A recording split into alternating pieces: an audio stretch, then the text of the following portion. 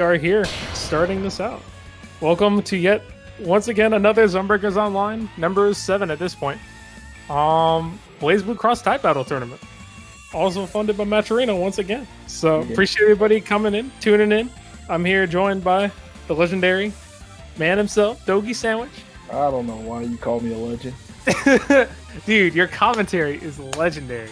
It's actually not, but okay. It's pretty good. I wouldn't say legendary, but it's not about me since it's trying to be legendary. It's about the 9 combatants that we have here this week, trying to see if they can get a piece of the pie.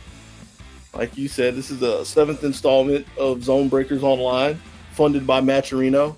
Yes. And if I understand correctly, the Maturino info is already in the front. You know, we got an $8.95 you quick out the gate. I say $8.95, but it's really $50. Because you want to get involved over there in the chat, you can add to the pot. Hit exclamation point Maturino, bring up some links. You probably know the drill at this point, but we still got to walk you through it. Go over there, click the contribute button, sign in with your favorite social media. Go over to the contribute button, use the code ZBTAG07, and you can add 50 cents to the pot. What's the pot at right now? I actually don't have it up. Currently it's up to, well, after I throw this in, it should be at like 32.50. So hey. Trying to see if we can get over 50. Give or take. Yeah, nice little. There we go. Oh, you threw it in there? Yeah, 30. We're at 32.50. Yeah. All right. Cool. Good started off. But yeah, no, we got a lot of really good players in the bracket today. We got Jan making his first appearance here in the Zonebreakers Online series. We got Tectal, the reigning, defending, undisputed champion. Reich, Yui, Midori, who's also new, Sunny, myself. Did I forget someone? Yui, Razzo, like Megakin. Like there's a lot of killers in this bracket. So it's going to be really interesting to see how this all turns out. But we will be starting going straight at it with Reich versus Midori. Now, I don't know who Midori plays. Because I didn't pay attention to the screen 5 seconds ago. All right. But we will find out. I'll leave that up to you then. But the other end of the spectrum, Reich, one of the Texas boys, a somewhat familiar face around Zonebreakers. Wasn't here for 6, but was around in 5, still playing for Tag Power. Igus and Narukami likes his simple and effective. Oh, okay. I thought that was Igus for a second. No. So we're seeing the Robot Sisters on opposite sides here.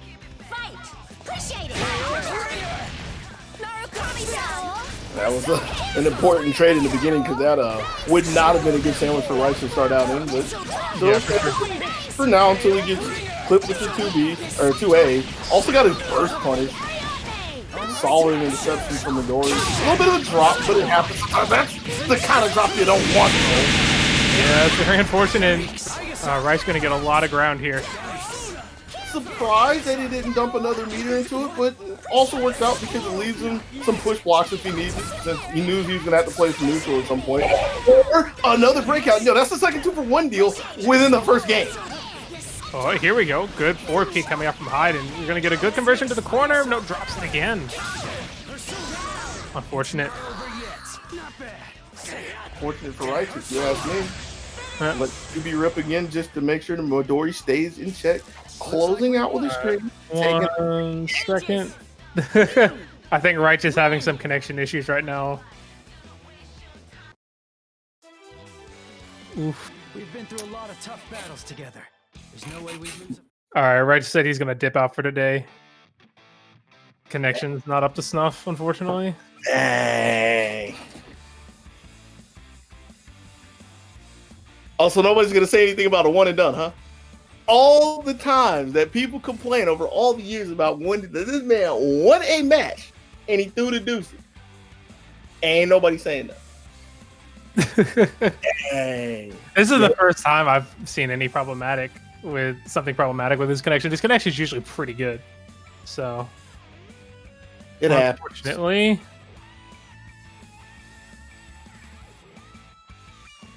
All right, let's Razzo and Buck Sunny.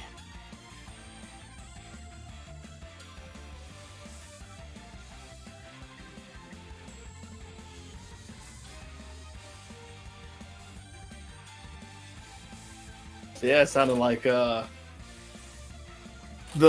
survivor might be the one that just has a stable connection at this point.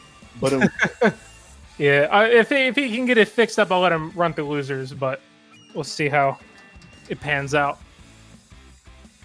But until then, we're going to have to just, unfortunately, pass by that match and just go on to the next one. So we're going to have Razzo versus Buck Sunny up next.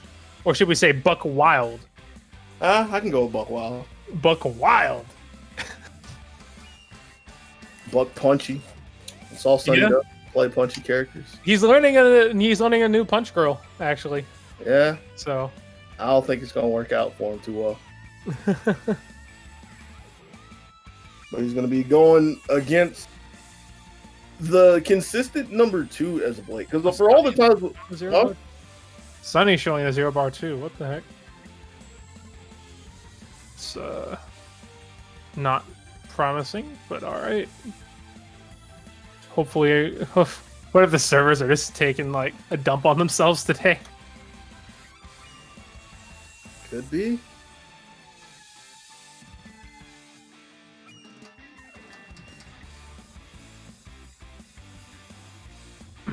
Oof! What the heck?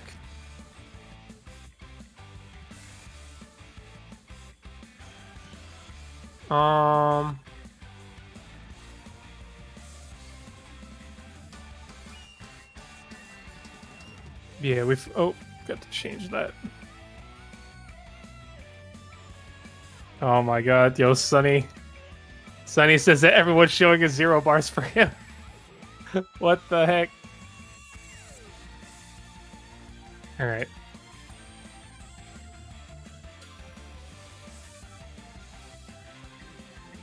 Yeah.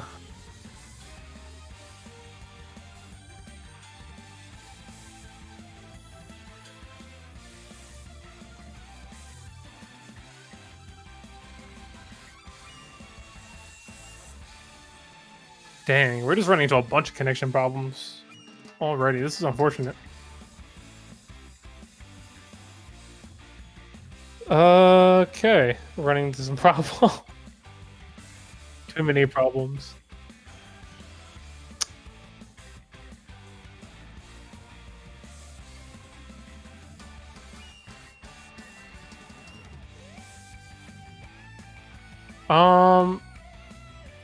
All right, he said. All right, I think they're gonna do it. Oh no, he said he's gonna dip. Let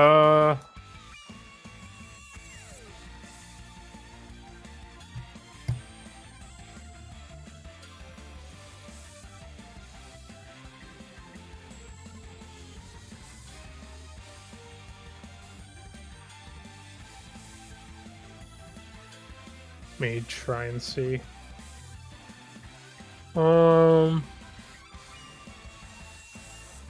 Sorry for the delays, everybody.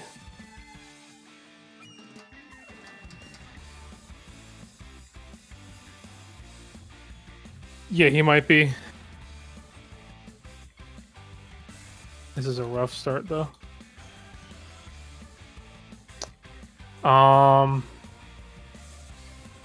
We could run Megakin and Yui, or Tectal and Midori.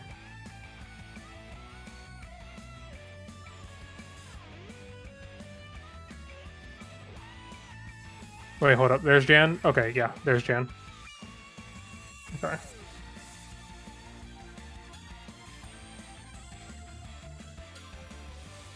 All right. So first match is gonna be me and Jan. Bye. All right, I'll be back. Bye. Try not to get grabbed. Bye. Oh man. Now watch the night magically turn into a 0 bar, since that's the name of the game today.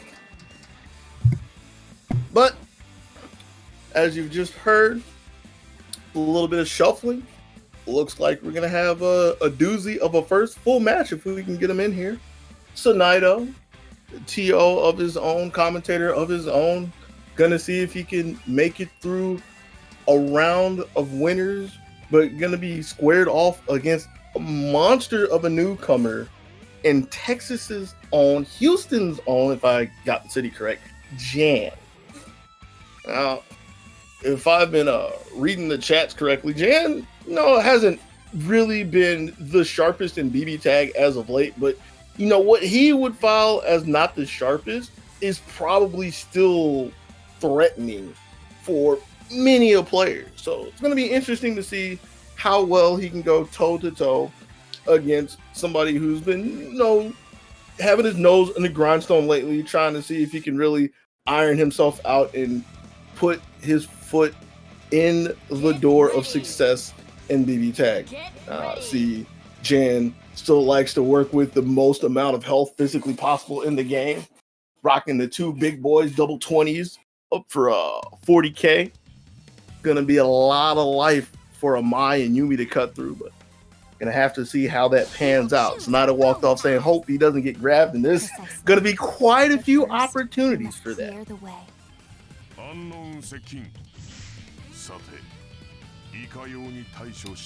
It's kind of interesting to think that out the gate, these two big burly dudes were a menace to the meta back when BB Tag came out the boxing. Still a force to be reckoned with, if I understand correctly. See what goes on in game one.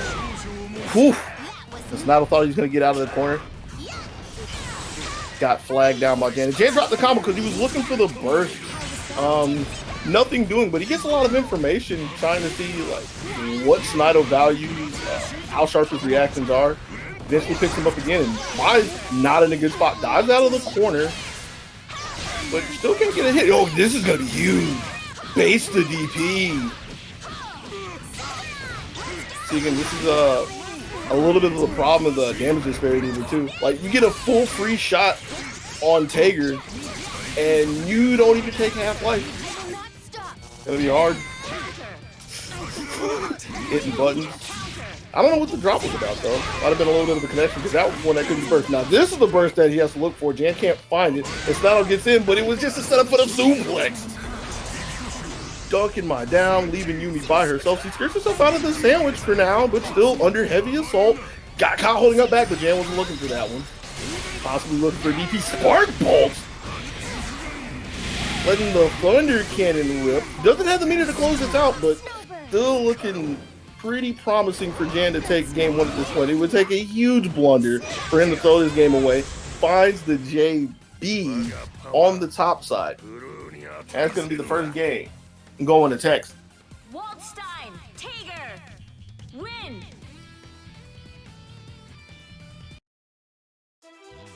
It just felt like a game where Jan was able to keep control for a good majority of it. I can't say the entire time, because there was a few little moments where Sonata was able to skirt himself out of the corner, get a little bit of offensive pressure started, and he got the big shot on the whiff DP, but he just couldn't break through Jan's defense when he got the chances to, and he just couldn't get away from Jan.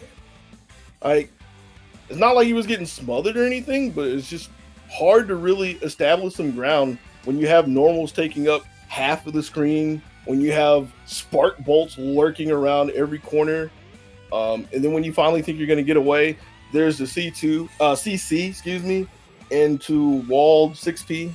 Forget the actual name for flail arms, but everybody knows what it is. It's covering an entire zip code. Get ready. Get ready. So it's a bit of a struggle for Sonata to keep them big dudes in check, but he's going to have to see what he can do in game two. Jan up 1-0.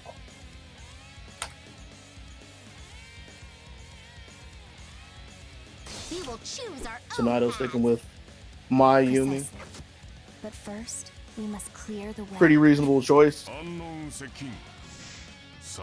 For him specifically, because we can't get him to stop playing Mai. Oh, we've tried. We've tried so hard.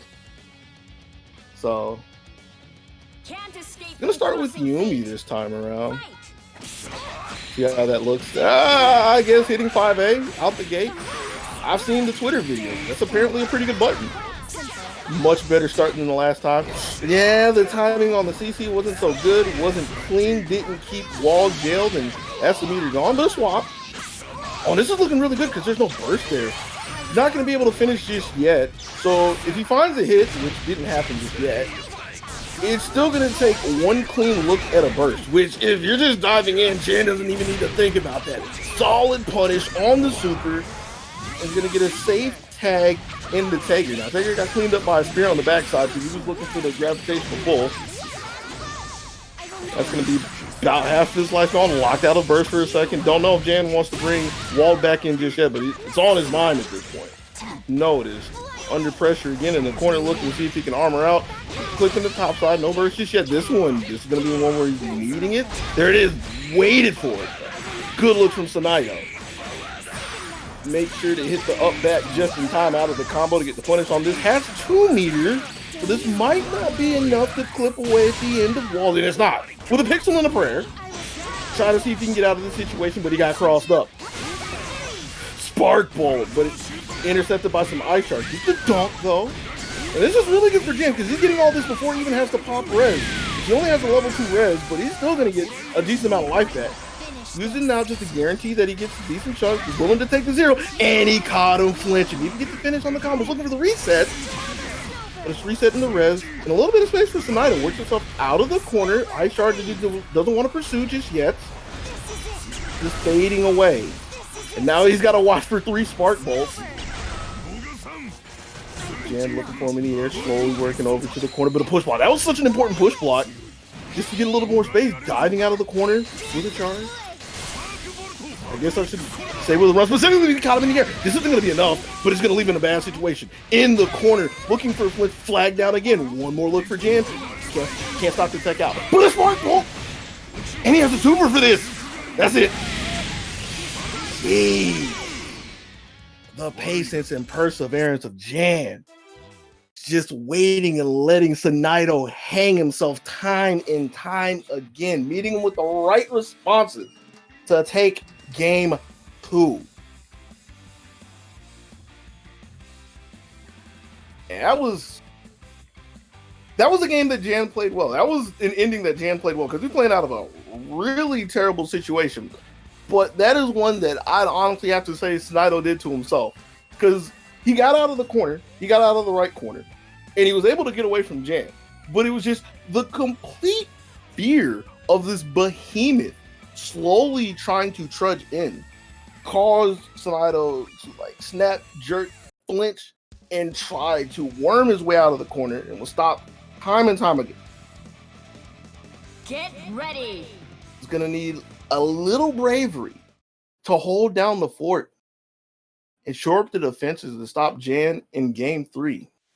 Let's see if it happens. Let's see if Jan moves on with his broom. I wonder if Sonido's starting Yumi again. I mean, if I was looking, I'd know this, but I blinked. But the Yumi start was so much better. Gonna go back to Mai. Interesting. Ooh! Jan don't care about that. Big buttons out the gate, but a DP, keeping the arms in check. Double DPs. Can't grab me if I have invincibility frames to hide behind, but none there. Leading Jan down the aisle for a 2-for-1 deal. Throwing Mai in the corner as well. He's still waiting, biding his time, but it's here in the back. Is the bailout plan for Sonido. Backside. Ooh, cross up low. Good looks. And forcing the burst out again as well. And I'm liking the idea that Sonido has at this point, just playing high and out of the range of Jan, making good use of the diagonal ice shards, but finding himself under assault, nothing really doing. But he didn't have meter to work with, which is kind of scary. So if Jan can get in there, I guess unless Sonido comes to him, hands him a free SD. That's going to be it. Yeah, that shoot me down. Before I can even finish what's happening, just like a moth to the flames. Sonido finding himself in the arms of Jan, but this is another scenario that's going to be really hard because now he has to go to Jan, and Jan's ready for it. A couple of defensive reads, like threading the needle with some supers have been so good. Command throws as well, and taking one to break the offense of Sonido is all that Jan needs to take the set 3-0. That was a solid grappler play. All right. I ain't even gonna ask you, man. I told you. I tried not to get grabbed, and then I got grabbed. You try not to get grabbed. So here's the funny thing. And I hope you go back and you look at these, especially the second game. I'm trying not to get grabbed. You say as you dive into the grappler. Yeah, you're right. That's usually a recipe for disaster, my friend. But that is exactly why you get to come over here and do commentary with me. It is okay. We get to see this next match. Hopefully, the rerun of Sunny versus Razzo. Hopefully, this team actually gets to play out this time. Because yeah, it showed 0 bar for me and Jan that first game, but it played completely fine. So it could just be a visual thing right now for some connections. Who knows? The numbers are a lie. Numbers are a social construct, anyways. It's only no bars. No, it's fine. It's fine. Don't worry about it. It's still playing, right? Bad news for It's you. only no bars if you believe it's no bars. Oh, it looks so bad. It's fine. 後で例のもの頼むよ。とびきり美味しいのを作っちゃうね。 Can't escape from crossing Look, they're feet. gonna get in there and swing anyways. It's all the same. All right. Well, we're gonna try and get through this first match. Sunny dropping an unfortunate combo there, and Razzo bursting out there with Carmine. I have to point out that Brazzle's using a new character in Mika. I haven't seen him playing Mika at all. It's usually been the trio of Carmine, Hakumen, and Wall. The occasional Rakaba. And Merkaba. My trio has 4 characters. But it's looking like this 5th one is getting mopped up real quick. Doesn't even, well, I guess he is using 2 meters, but not from Heart though. An extension over in the corner. Yeah, getting a good pickup there and getting a nice kill, early kill. But Razzo gonna pop that resonance.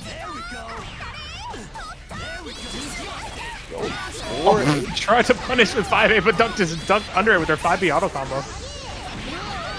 This is looking a little unfortunate right now.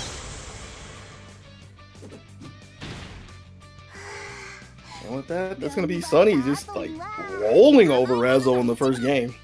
Yeah, that might have been due to one of these 0 bar conversions. I told you, man. Connection is a social construct. Like, y'all all worried about having this pristine connection. You got people like Sunny that eat, sleep, and breathe BB Tag. Like, you can always find a stream on. He's playing somebody. And if you can't find a stream on, that means he's on Switch. Now, you know that man will play some Wi-Fi Switch BB Tag in a heartbeat. Why are you even asking Sunny how this connection is? It's all right. No! He was made for this. He ain't worried about this. Oh my god. Yeah. How are you gonna ask Sunny how the connection is after that round? Like, I mean, yeah, like, how does that feel for you? But yeah, I don't know, man. What do you think, Umbi? Let me talk to him in private. All right. Call the other one for now. Call the other set. Let me speak with Sunny and see what's going on. Okay.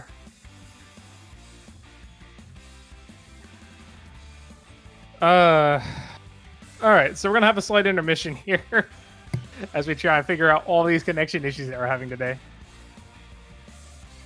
Oh. This man said normal. Did you just see that round? Yeah, I mean, you're right. Now, let's be real about something, all right? For all the times that Sunny has been in Zonebreakers online, you're not going to sit here and tell me that didn't look like one of the best rounds he's done, okay? That's... Yeah? How many combos he dropped? Huh? I'm waiting. Oh my god.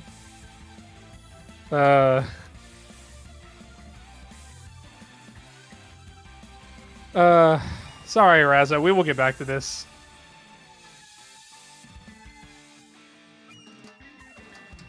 Who knows? Maybe the game just normally runs too fast for Sunny. You know, he needs to cut the edge off. You know, why is everybody playing on Turbo? I like 6-star.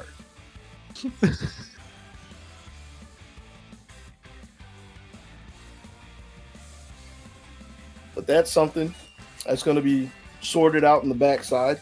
Yeah, we're gonna talk this out. But we got Midori coming in with the phase. It looked like a 0 bar first, but coming in with a clean 3. I appreciate you, Midori. We're gonna get Midori versus Tectal here. Get ready.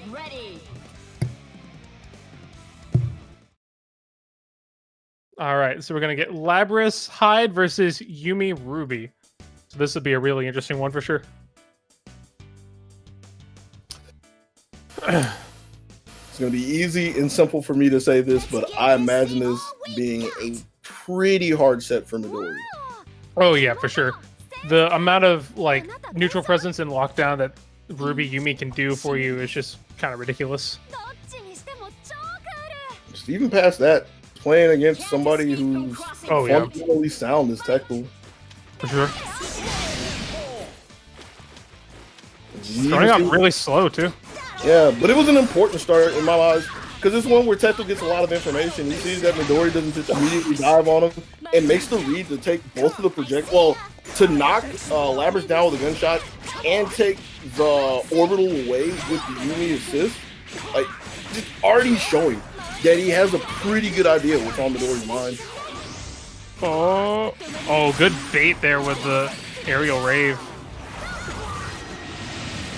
And he's gonna get back to Yumi again, 4 meter high. Yeah, already close it gone. out. Sandwich again. Wasn't looking for the cross. It didn't even matter because he didn't bring his helmet to work. Not looking good for Midori at all. Locked in again. Looking for the double overhead, but it wasn't there. It was just a standard high-low. And he still has CC and 2 meters, so it's going to be close for Tectal if he goes for this. He's going to try it. Yep, and this should be it. The scaling on... Yes, that will take it. Scaling on aerial rave is ridiculously good. I can't believe I actually got to fight a real ninja. Yeah, that's one of those rounds where the average person just cries that Midori didn't get to play. But again, it was just a fundamentally sound game for Tectal. Like, took a calm start, was looking to see if there was any kind of offense that needed to be squelched. Nothing was really doing. So the first time he went in was the only time he needed to make an approach, and it was just left, right, after high-low, after coin flip, after dice roll, and it never panned out in Midori's favor. No, unfortunately not. Like, he just had Tectal just had complete control of that match there. Really just showing that how good he is at this game. Yeah.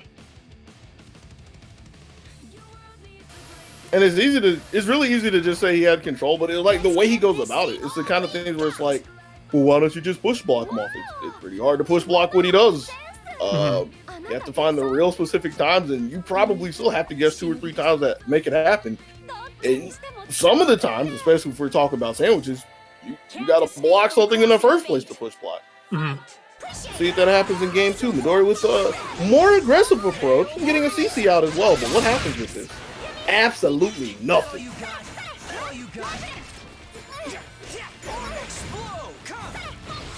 But I like the bravery, not deterred at all. It actually gets a burst out of Tectal.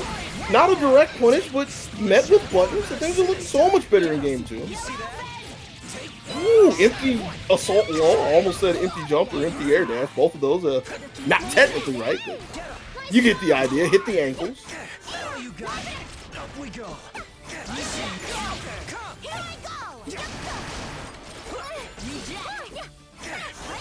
Ooh. But I'm liking this out of Midori now. Nice. Drops the happy birthday. Very unfortunate. That would have been really big. He could have taken out Yumi. Yeah, but it's not the worst kind of drop, actually. Like, that was a reset. That was all a reset. That was part of the plan.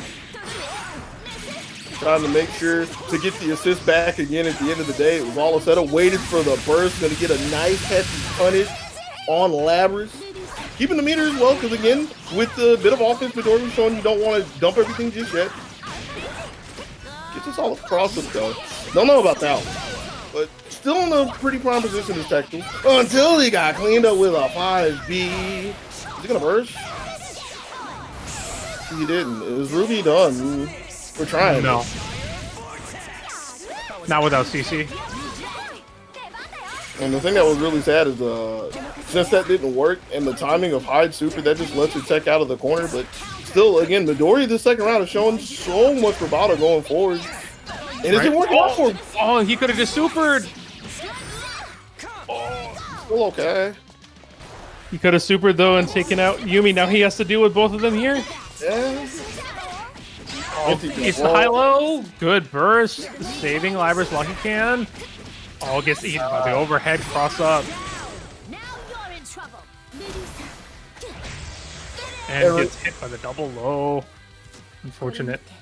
I really think with the cross-up, or with the overhead, Mhm. I wouldn't be surprised if he's the kind of person that like holds down when they're blocking in the air. And he thought he was still in the air. Right. But it's just a small detail. Yeah, that's true. That ultimately led to the end of the second game going to Tectal. But still, even with that game was so much better than the first one for Midori. Oh, for sure. He was definitely getting more stuff out, getting some damage, getting the pressure, getting cross-up, mix-up. And he had a lot of opportunities where he could have taken it further, but just unfortunately dropping some of those chances that he did have to be able to close out that game. But it's okay. You still got 3 more games. Could bring this back. Definitely not out of the realm of possibility. It's still very unlikely, but we'll see what Midori can do to brush it off game 3. Honestly, with the way that second game went, I'm more of a believer. Oh, definitely, for sure. It's really about just not getting ran over in the beginning, which, I mean, it's not literally going to happen in the beginning because Tectal's not the one to take like the most aggressive approaches normally, but it's when he brings the heat. If you got the fire extinguisher, which again, Tectal taking, that's about the most aggressive thing we expect out of him in the beginning. Just a dash of 5A with Ruby. Catching this shard. Looking for a burst camp target. Yeah. But yeah, he's not gonna, he's just gonna let it take, okay. Oh, I think he tried to do B buzzsaw there. Yeah, you don't want to say nothing about Tectal drops though. It's perfect, right? Midori drops something at the end of the world. Tectal drops it. You don't even want to acknowledge. What do you mean? I just acknowledged the drop there. It's a joke. Calm down. Jump in 4P. Yeah, Pretty that's good. the end of Hyde. Oh, yeah. I like that. I like that choice right there. Because he was waiting so hard to see if Midori wanted to save Hyde, which would not have been the answer at all. Yeah, because then he would have lost Labrys. Yeah. Oh. Woo. Good luck. That's the best I've got. Good luck. Oh, he just danced his way in there. Pressure. Oh! Unfortunately, technically, is going to drop that. Block that, sorry. And that is going to be game number 3 for Tectal Eastside. Taking a slick 3 over Midori. All right. Good stuff to both of those players. Yeah, the first game and the third game, it's a lot of what you expect out of Tectal. Wait, stalking, lurking, and looking for the perfect opportunity to strike. But the second game, the second game, he wasn't ready for that. Mm-hmm. Midori was there at the gate with him, but again, like it's really easy for me to say because I'm sitting over here, don't even have a stick or pad in my hand, either or. But it's just being able to get away from Tectal once he latches on. That's the name of the game for the most part. Oh, for sure. It's definitely one of the harder things to do in this game. Especially against such a good player like Tectal. Well, I'll have to see if he can keep that on a little later on down the road because that's just his first game. It means there's some more killers in the bracket. Some of them coming up right now. We got some Zonebreakers online vets pulling up. Yui and Megakin. Yeah, it's going to be really interesting to see these two. These two have played before. We have seen... Oh, we're seeing a new team on Yui's side. We have seen the Chies clash before. Usually seeing either the Batista Jubei or the Adachi Chie, but we were seeing the switch here to actually Celica Seth. I've actually never seen Yui play either of these two characters, so it's going to be really interesting to see how she approaches this matchup. Celica Right. I can and do Seth. this. Okay. Yup. Please try to kill me if you can. Can't escape from crossing. Here we fate. go. Fight. I need you. Enjoying yourself? Megakin starting with Elizabeth. Oh, that was really slick. Try to get that conversion. Unfortunately, gonna drop it. Gonna be a burst on that side for Yui. Smashes the 2A and resets into a sandwich. Is that the end of set? It's gonna be pretty close.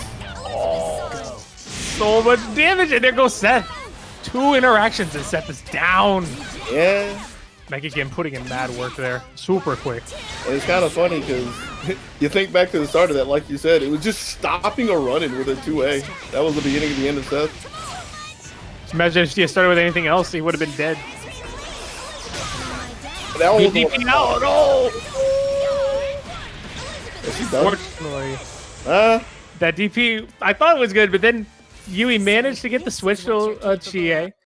And yeah, it closed out a very quick game 1. Yeah, imagine having Chie with good assists. Yeah, that's fair. Yeah, that's a new topic to you, huh? Don't worry about it. Gotta take every jab I can. Yo, you was doing it again? Get ready. I mean, I look at that first game and I think, bruh, that was a stomp. Why? But on the other end of the spectrum, it's a stomp by Chie. So Yeah. that's the character where it's like, that happened. Right. And Yui playing Chie should know that, so it probably shouldn't deter them too much from this game. Elizabeth, humbly accept your I challenge. just might do. Chie damage is real. Can't escape from crossing fate. Fight. Impressive. See the game 2 looking like. CC not working out too well, but Yui still charging forward. That was a good jump to get out away from the laser, but still, it covers the entire screen and lasts for 3 seasons, so doesn't mean too much. We are seeing some more stuff coming out from Yui here, but unfortunately not going to be able to get too much there, but has a really good lead right now. Fortunately gets hit by the Agi Astra. Do watch your feet. Persona. That crossover. Trying to get the reset. Sandwich. Mix up. Oh, that's... No. Oh, that... It's gonna hurt. That's the important Yeah. thing. Like, no matter what, this could have been the end. But it was again another setup for Liz. Chie doesn't need to close anything out just yet. Still in the corner? Yeah, and you don't want to move. You really want to move? That's so crazy. I think maybe Yui tried to super? Or EX Vengeance, maybe? I don't know. But they did get grip. That corner was looking so comfy, not in the middle of the sandwich, but like that sliding here, but sliding into the corner, and yeah, you forced the burst. Dipping out of the corner. Oh, unfortunately, that is negative on block without an assist. And Yui, I'm sorry, Megakin taking game number 2. Yeah, the hard games, and like just the scramble right there at the end from Yui just shows so much of how both the games have been just trying to find any space to exist on the screen, and Megakin just denying it time and time again with like constant threats of cross-ups, Right. active switch cross-ups. So yeah, Yui hasn't locked in the team yet. I'm pretty sure a switch is coming. Yeah, we probably will see the Chie mirror here. Yeah, Chie mirror with Adachi in the back, in tow. Get ready. Gonna Get ready. offer some more here to this matchup. Gonna see the Adachi point with two Chies. Oh my god, this is gonna be a match. Who blows up first? that's this matchup right now. Cheer you on? Yeah, sure. Gonna be interesting. Please. Very try explosive. To kill me if you can. But the dynamic to Can't this escape from crossing is the fate. fact that Adachi is slightly more mobile than Liz, but Liz covers more of a horizontal space in general. I mean, let's just forget they both have lasers, all right? That's the thing that didn't need to be said. Nice Zeo dying. I'll try to bait the burst there. 50-50. Yeah, Oh, is that a dead Liz? looking like No, it. almost. First, You're irritating me. Oh, passing all you want. It wasn't ready for it. That's what it was. yeah. Oh, Liz got clipped in there, unfortunately, but now this is gonna be big for Yui. 50-50. Goes for the double low. Chie's in. Augie Astra. Sharp push block. Yo, just flag down with a 5-8. Oh, That's a pretty good Chie's start. dead. Unless the burst comes out in time with no. No, locks her out with the cross raid.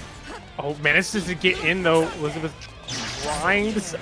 Oh, they both DP at the same time. Maybe Yui trying to punish the DP with her DP.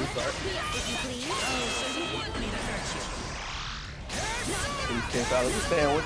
Getting a little bit of space. Ooh, but coming over the top side with the JA. Not gonna be enough. Tries to set up a sandwich again, but Megakin's not gonna give it. I mean, Yui's not gonna give it to him. Oh, gets clipped by the laser. Back me up if you please. Really? 5C. But because CA was out, couldn't put the extra meat in there for the extra assault, so still giving Yui another chance to play over the top, over the Thanatos, looking kind of scary. Zeo dying for the lockdown, but push block, keeps some space. Sandwich. Tries to get a sandwich at least, but clips her with the Izanagi. Oh, jumped over the command grab. Yui's still in this. This is definitely impossible. Oh, this is a big BZO. What's the guess gonna be? What's the guess? Yo, you see the fear? Doesn't even want to try to take the chance up. Wasn't there. Oh, unfortunate. Augie Astra will close that out. Unfortunately, I think Yui would have been able to close that out if they had went for a slightly different combo in the corner. Possible. They were able to gain 2 bars by the end of that. Possible. Like, I'm not the one to judge yay or nay on that, but I Yeah. can see the question because it was pretty far down to the combo. It's like, Yeah, that's for sure. That's for sure. and just by the way that Yui played it after the fact, like completely giving up the entire screen, you knew they didn't want anything to do with guessing afterwards. So trying to play the range game and was just calling Izanagi at the wrong time, got lit up by some meteors, and that's going to be 3-0 for Megakin.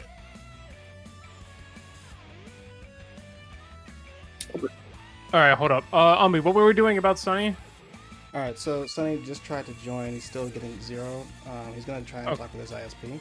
So for now, we're not. I mean, moving into at this losers. point, we should probably just DQ him into losers because Yeah, that's what we did. that's going to hold up the bracket. Okay. Yeah. So Okay. right now, let's go ahead and call the next match for winners semis, and I'll Yeah. do other match and losers running. All right. So yeah, we're gonna have Jan and Razzo next. And Yui versus Midori in losers. All right.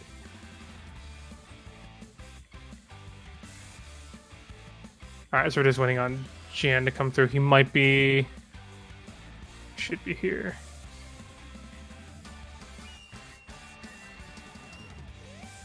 All right, well, while we're waiting on that, we can go ahead and let you guys remind you that this tournament is sponsored and funded by Matcherino. So for those of you who have been here before, yeah, just go ahead and click that Matcherino command in the chat if y'all can. you'll go ahead and click on that link, you can sign with whatever social media you like. You can sign at Facebook, YouTube, Twitter, Discord, Twitch. Sign in. And go ahead and click that contribute button and use that code that you see below the ZB tag 07 and donate 50 cents to the pod if you could. It'd be very much appreciated. Give some, reward to these players that are going through the turmoils of online right now to play some good games. So we'd very much appreciate it. If you guys want to, while you're there, fill out some sponsor quests too. Just like retweeting one or two things, or you guys can buy something on the store that they have up there, or donate money directly if you ever so want. So either way, those are multiple ways you can support this tournament. So I appreciate everybody coming through, and hope you guys continue to stay for some more really good matches as you coming up.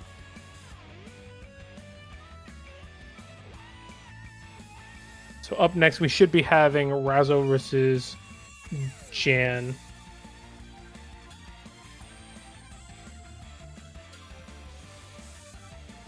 If not, we can get Tectal.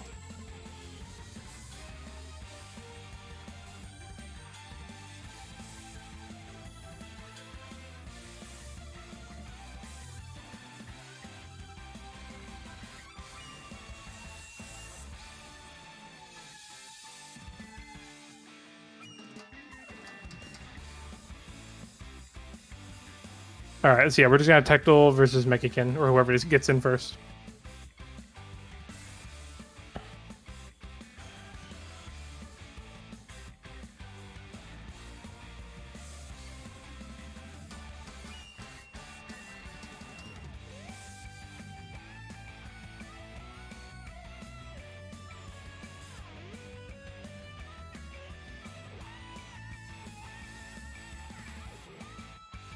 All right.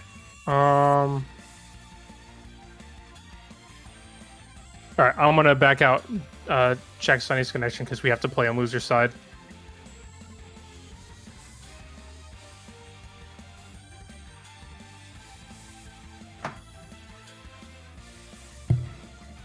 All right, I'll be back.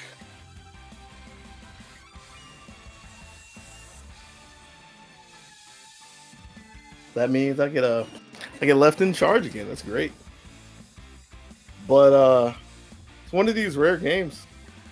For all the times I joke about where's Tectal, Tectal's actually here. And it's a question, where's Megakin? But it be like that sometimes.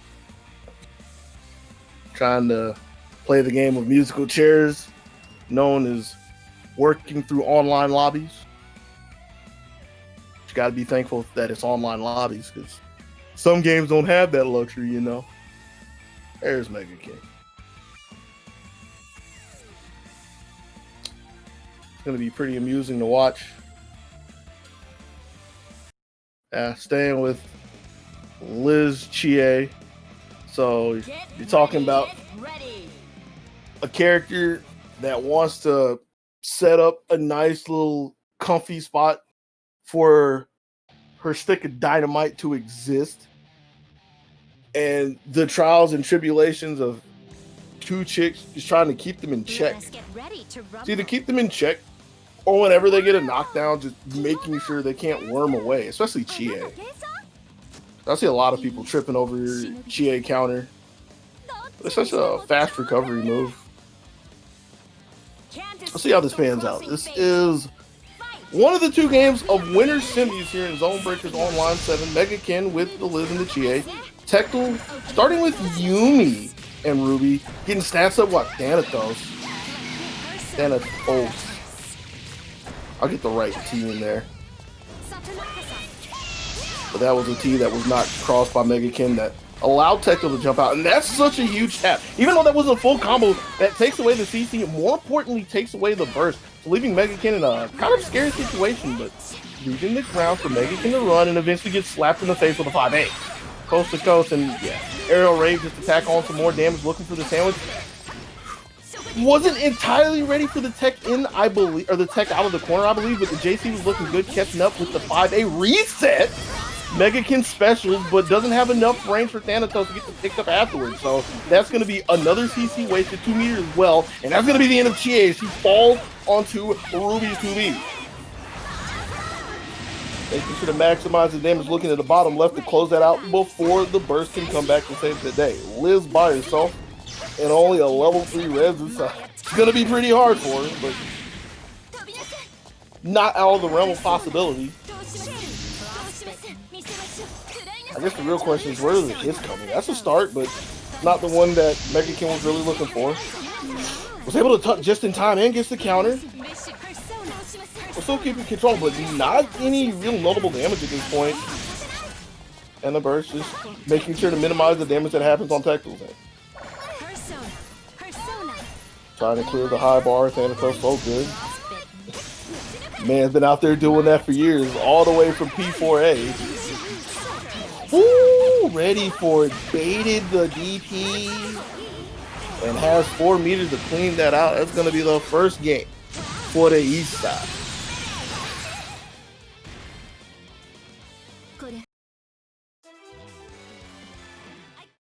And that was a game where Megakin was able to find the hits that they needed. It's just for looking for some of the tricky resets. And I want to believe that they were actual resets for the times and the situations they were happening.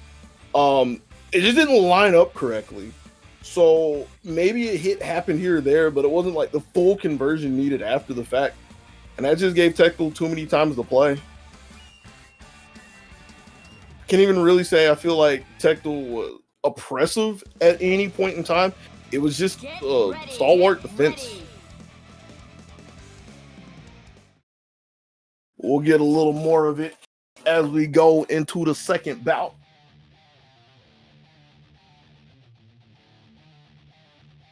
Let us get ready to rumble. Wow! Kimono! Sense!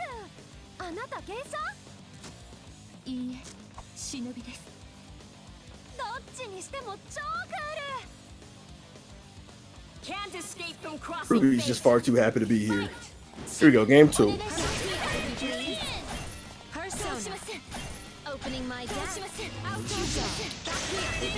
Tech was not too worried about Thanatos. Just making sure to look for the grab that has happened a couple times, and Megakin has found a little bit of success with it. But the other end of the spectrum is looking for the little bit of a burst that Thanatos has, looking for the jump out.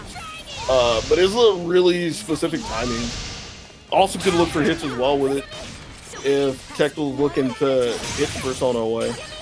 I say all that, but Megakin's been chipped down pretty far on us. He's already down in danger. But finds a bit of a break. I wanted to call that a drop, but that was really a reset. And it was just unfortunate that he wanted to look for the burst in the air. Tectle didn't bite. So again, just wasting a lot of resources out of Megakin. And finds the sandwich in the corner. This is a huge one. Megakin was looking for the cross-up, got gunned down in the backside. So this is already looking scary for Team Persona one more time. Cross-up, strike over to the side, finds the mark. Megakin's in a pretty good position. Just has to look for all the meter over there. Looking for the 5C. That's a good way to lock out the burst, but still needs the 5C again. If it ain't broke, don't fix it. Use the last meter that he has for the extra assault. Take care of Yumi. See, this is the first time in the event so far that somebody's gotten to a level 4 res, something that I would expect out of Tectle, but still not in a good position, getting cleaned up by Thanatos, 5P, and this is going to be close. Oh, it's going to be the end. Should be the end. Ooh, don't need to guess on that. Has been saving the command throw throughout the entire game, caught the tech in the air, and snatched the second game.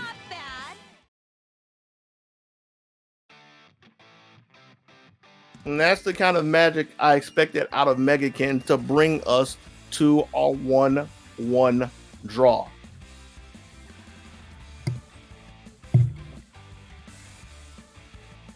Oh, hold up. Hold up. What's Jan doing over there? I understand that Jan showed up for work, but somebody need to make sure he don't clock in just yet.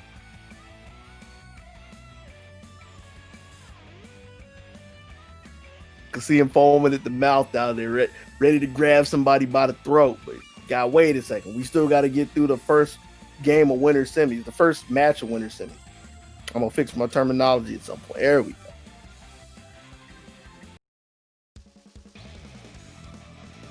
Get back to it. Locked up, one apiece as we go into game 3.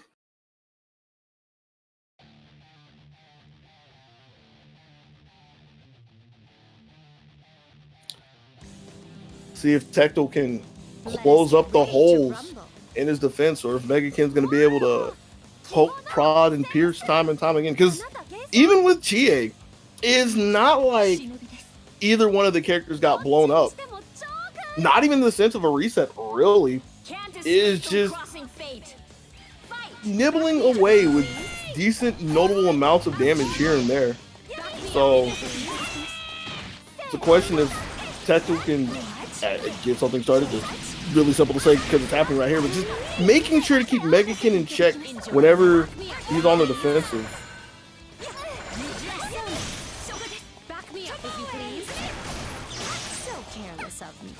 That was a little bit deeper. That would have been pretty good. A little bit shallower, more specifically, but taking a good chunk out of Thanatos. Good looking. That's another one as well. Here comes Chie. Halted by a DP. Ooh, in the last shard. So fortunate that Yumi decided to throw 3 on her 6P. Still no big strikes just yet. Ooh. Solid DP. Alright. And a 5B1 to keep Yumi in check. Keep her moving too far. I was looking for a tech into the corner, nothing doing just yet. Yeah. Tecto doesn't want to go too far. He lands on a landmine. Eventually goes in. God hand to get dunked down. But it's not enough to take Yumi out just yet. Woo! Sick cross up. They should keep him on the ground with that too, but it's not going to be enough just yet. Looking to be a little too early on the 5B, and because there was no contact there, easiest punish for Tecto. There's no Yumi call there. I wonder if that was intentional, a bit of a flub, because he usually likes to look for Yumi 5P right there just to make sure everybody's locked in, looking secure. Big cross up. That was a big one. But still, again, like I was saying earlier, Megakin's finding all these hits, but they're never like the huge cash out that you expect out of a Chie. This should be it right here. And it's good enough. 6.4, enough to escort Yumi out of the door.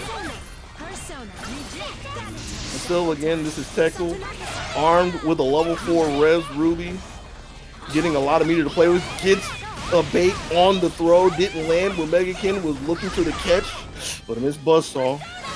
Megakin walk away, living to see another day for now. Cross up again. That's the second time he's been hit by that. I mean, sure, the setup was a little bit different with the meteors there, but it was the blatant box dash to get to the other side. And that leaves Megakin in a position that a lot of us probably didn't see. Up 2-1 over Tecto. Yo, get back in here. I know you were trying to slide in here. Oh, you handling stuff. All right. Nah, the room's full. Oh, got him. Yeah, I can just commentate off of this stream that we have up on our side too. Got him. Yeah, all right, so we are going to see the switch to Carmine S on the side of Tecto now, actually. It'd be pretty interesting to see what he does with this. I've seen him play this team before. It's a really interesting team. Right. Pretty good damage too. Kind of surprising to see Carmine. Again, it's not completely unfamiliar to us who know Tecto as a whole, but I want to say this is the first time he's played Carmine on the online series. You typically see Narukami in S. Yeah, maybe he just wants Carmine to deal with like Elizabeth. Possible. It ain't looking too good right now. No. It's not a dealing with Liz, it's dealing with Thanatos. Boogeyman. Finally makes the get out of the corner though. Woo! And a solid conversion. In the S, let her get her hands dirty. And it's real threatening for that right there. Instant overhead, but because of the setup, nothing really doing to stop the burst. It gets it just in time just to stop the meteor. That's a big trade. Yeah, that was a big trade. Made him waste 2 bars in that interaction. caught him on the way down. Forced to burst out again. This is looking so much better for Tecto because I don't think Megakin has had an offensive CC the entire time. Offensive CC. I don't think he's CC'd this game so far. It's been nothing but burst. Ooh, that was an awkward thing for Tecto to get hit by. Just a stray high low. Good DP though. Tripping over a Chie 4P, but Megakin wasn't really able to pick that up. And jeez! Good old Super making sure Liz doesn't get to play the game anymore. Chie left by herself with a level 4 res, but she's lucky she gets to see it again because that could have been the end of the game right there. Stuck in a sandwich, not looking good. Cross up 5B. And, ooh, we're not going to game 5 just yet. Wait a minute. Powered up just for a cancel. I was thinking reverse B. Pick your favorite cancel from your favorite game. GA gets the placeable. It's going to be very possible for Tecto to bring this in. Nice DP there on the call out. Be very careful here. Well, you're going to have to wear any hit will do it at this point. But it is Chie. Gets your second meter. What is she going to do with it? Can't really do too much at this point. Meteors again at some point. I know they're coming. Right here. Oh, those push blocks mean so much, yeah, because now you're left in a scenario as your Chie. Like, how do you get back in? They're both at 0 bars now, though. But how do you get back in as Chie? This is like the problem with the character. Yeah, that's a very good point. She needs her second meter. Oh, she's not gonna have a problem getting in if Tecto keeps approaching her. Good Herculean went under the B fireball. This is very tense. Good dash cancels here. Calls out the jump with the JB. 2 bars on deck and gets hit by the overhead. Unfortunate. That's going to have us locked up again. 2-2 as we go down to the final game. And I can't help but think that that was just a little bit of playing with Megakin's expectations because that's the second time that Tecto won, if I remember correctly, where this is the second KO he got, where he's looking for, or Megakin is looking for Tecto to land. The first time was with a throw, and Tecto wasn't there. That time it was just looking to put pressure on with the 5B. I had to think really hard. I want to call it 5C. Was looking for the 5B for him to land, but Tecto still having his double jump, coming down with a JB, getting the hit that he needs to keep him afloat in this set, finds himself trying to see if he can make it back to the winner's finals he's accustomed to, but Megakin fighting pretty hard out here. For sure. Ooh, what a start. That's a big happy birthday for Megakin. That's going to really give him a good start going into this match. You know, when you say that, and then you look at the damage, it's like, you know. There's only 4K. It's just Liz damage. But S is already about half health right now. Right.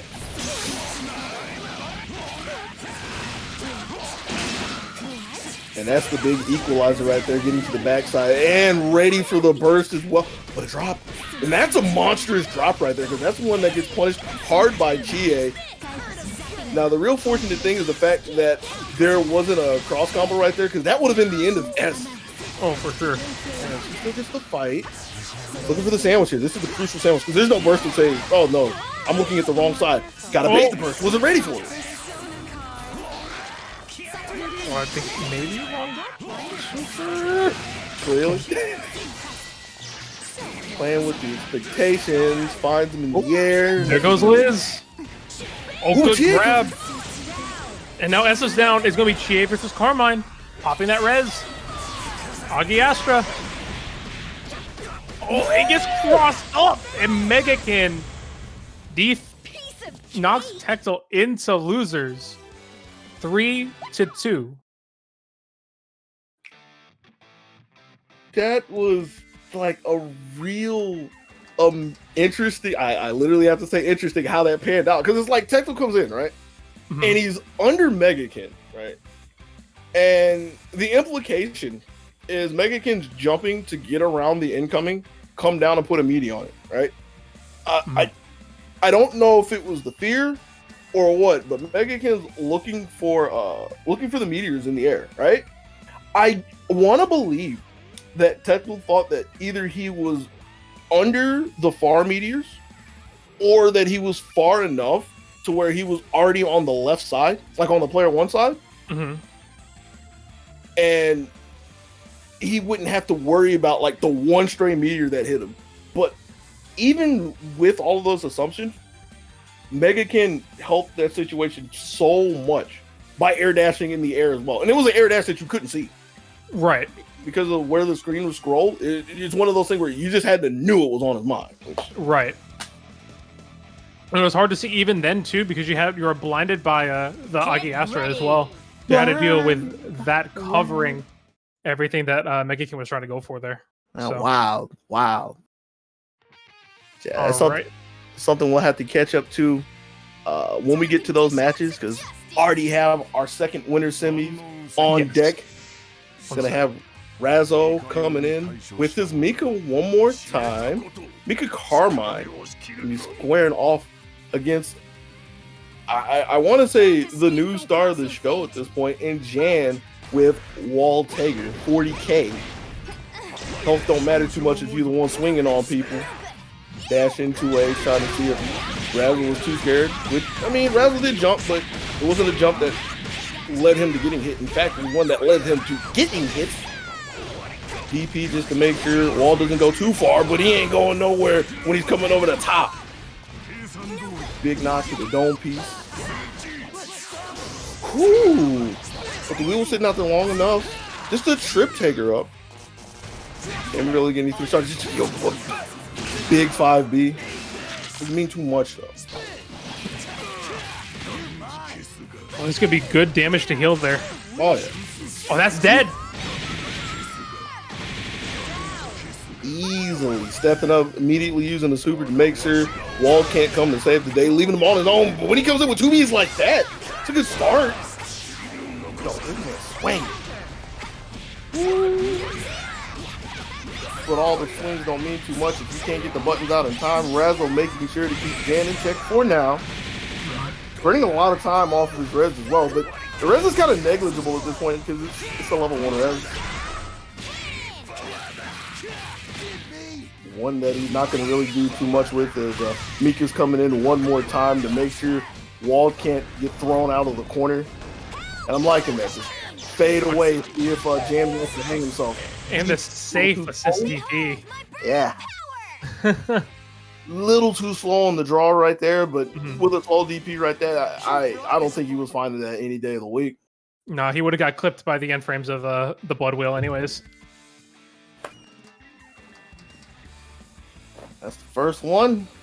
Going to Razzo.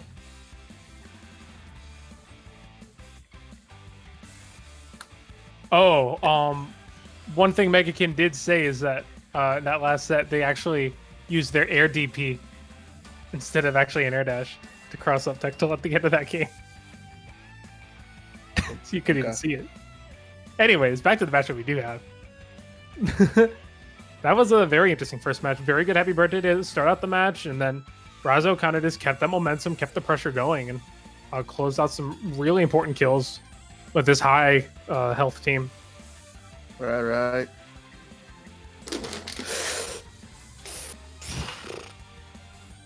Gosh, dang it. I will be back. Get ready.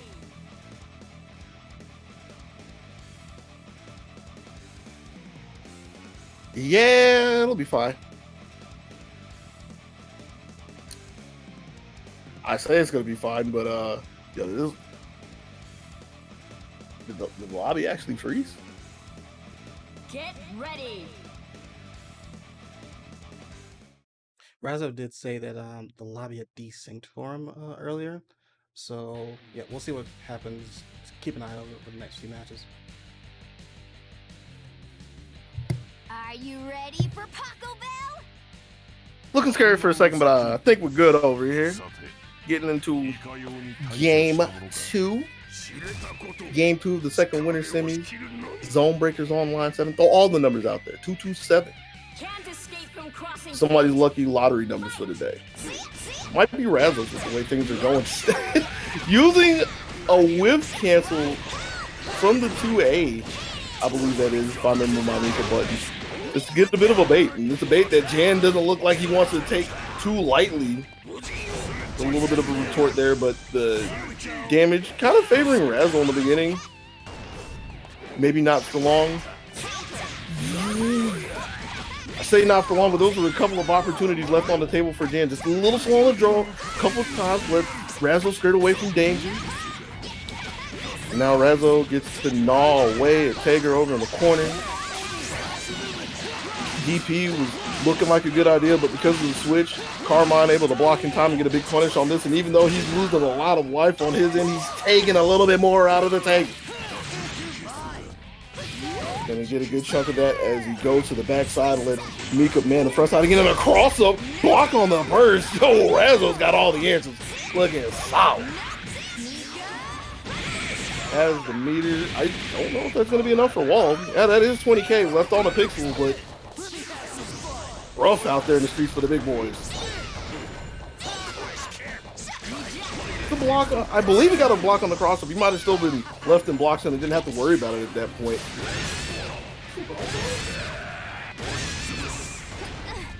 To start, steps up and takes the command throw. Jan's not out of it just yet. Gets the bait, but it sits there, doesn't care about that either, but can't punish it because of that.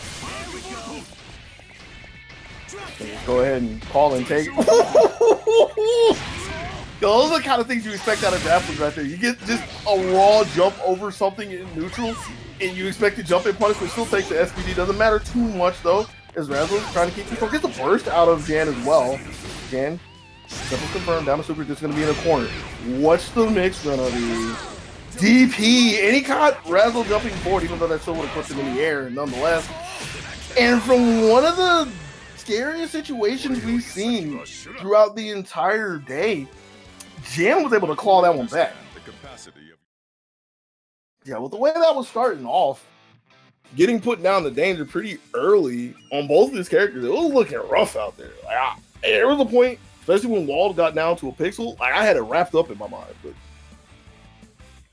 it's the fortitude to stick with it. And I wouldn't even go as far as to say like Razzle really gave a lot to him. It was just some inaccuracies there, here and there, which is kind of interesting to say about somebody aiming at two big characters like that. But just Jan being able to be in the right places at the right time, making sure to get meaningful damage time and time again to bring the race back and leave us tied 1-1. We go to game 3.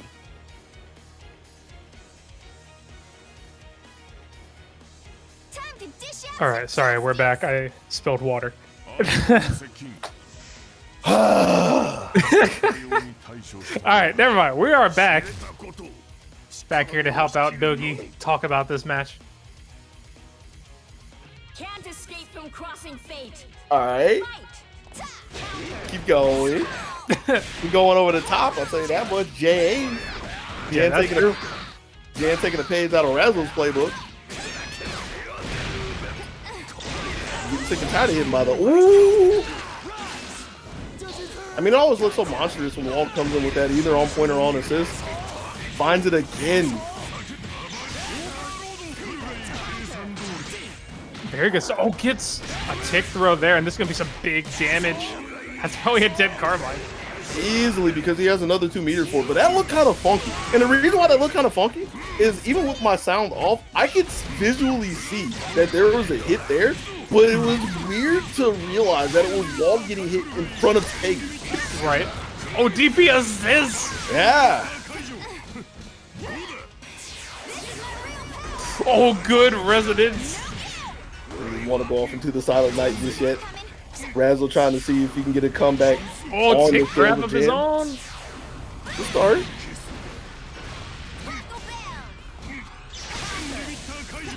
DP. And that DP means so much because, like, stops the momentum, gets some space, but it's just damage that was going to add up over time anyways, because leaving Razzle with a level 1 res Mika, every hit against her would mean so much. Oh, for sure. And with that, Jan very convincingly taking the third game up 2-1, trying to see if he can make it up to winners finals against Megakin. This would be a interesting turn of events here at Zonebreakers if we had 2 new faces up in winners finals. But with the way things are going right now, it's looking like that might be the case.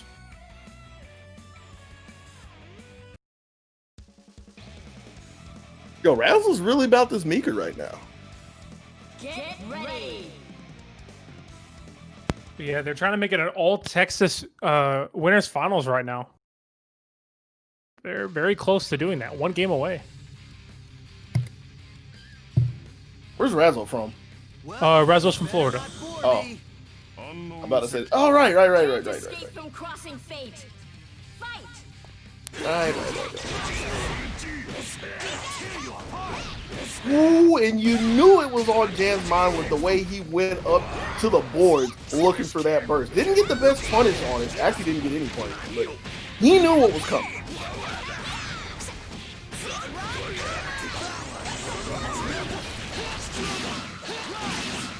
And that's a setup. The hard to blockable setup, as I call it. I don't want to call it action. But you get the idea.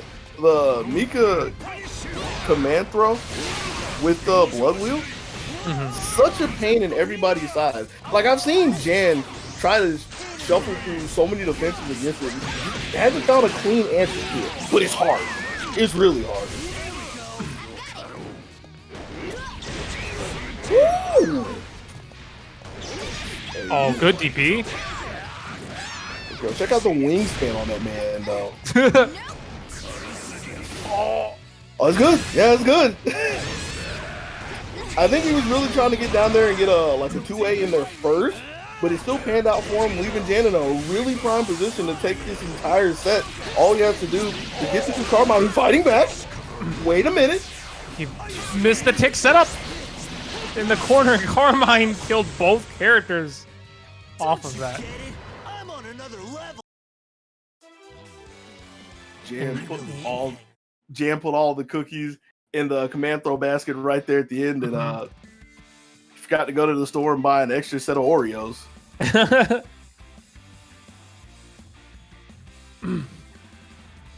But jokes aside, that leaves us with some more serious business again. We are gridlocked one more time, 2-2, seeing another game 5. Ready.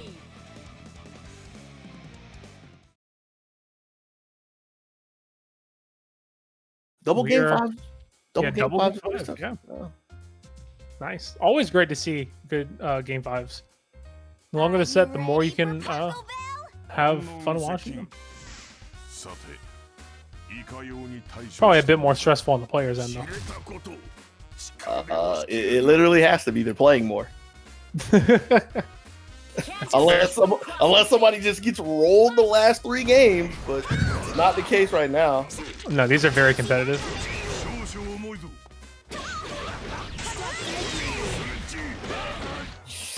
Jan doubled down on the burst defense right there. Like, I don't know if the 2B was aiming at the burst specifically, but there was an assist behind it just to make sure that Razzle couldn't get out of there. Caught with a command throw over in the corner as well, and that's one that's going to be converted off of. Punish the burst as well. That's the second one that he's been looking for. Oh, DP assist to beat the command grab super, and it's going to be some decent damage. You're going to get walled in? Yes. Oh, yeah. That's not a cross combo, so I'm not sure if that's going to kill. Okay, it didn't. Realistically, I mean, as nice as it would have been, he doesn't need it at this point, because this has been the Jan show again. Gets the tag punish, but he takes the reset into another command throw. And he gets the safe situation again with the 5B charge armoring through that overhead. And he does get the conversion off of that into the super. And Carmine is dead too and takes the game. 3-2 over Razzo to meet his Texas buddy, Megakin, and winners final. Sorry, my bad. Bruh, that man Jan the man with the plan. Got all the plan. Like, it's one thing to simply say that Razzle got rolled, but it was the fact that every single time that Razzle was trying to break out with a burst, like, Jan just effortlessly shoved him back into the locker. It was brutal. Yeah, for sure. But all right, but yeah, that was a really interesting set for sure. It's a fun set to watch. Jan is just so clean with those setups that he has.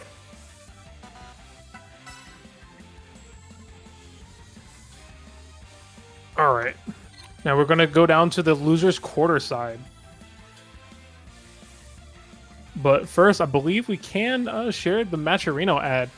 For those of you guys who are still watching, I appreciate every single one of y'all in there. But once again, we cannot do this without the people watching and without without the people who are donating to the Matcherino. Remember, this is a free-to-enter tournament.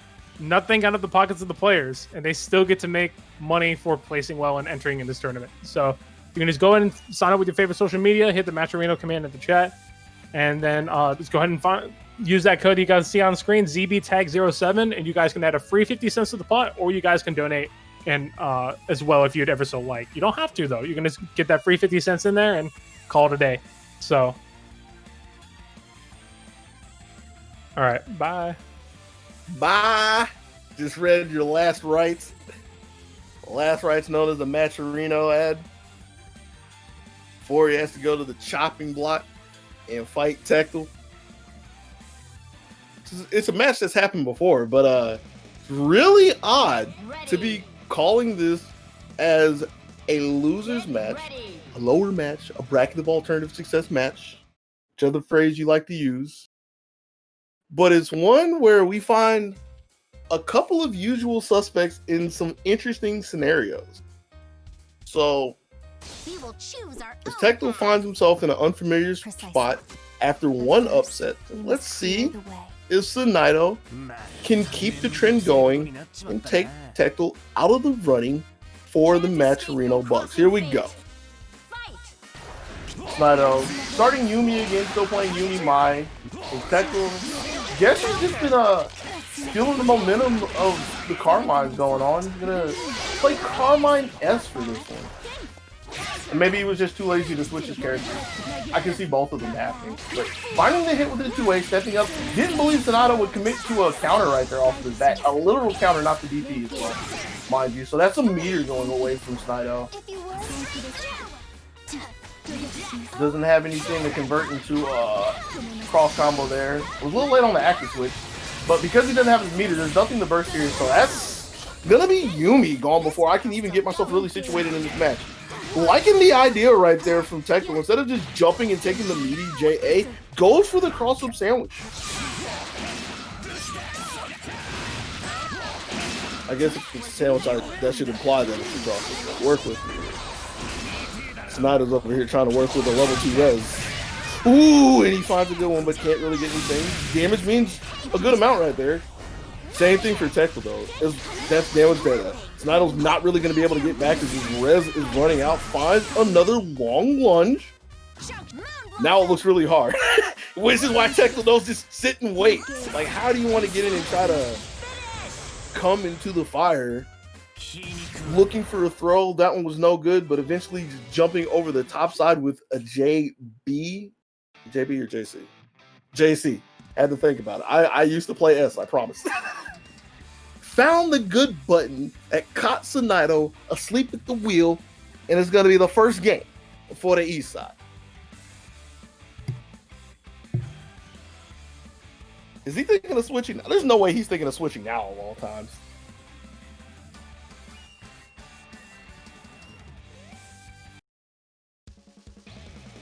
Probably had to take a second to clean up some more water.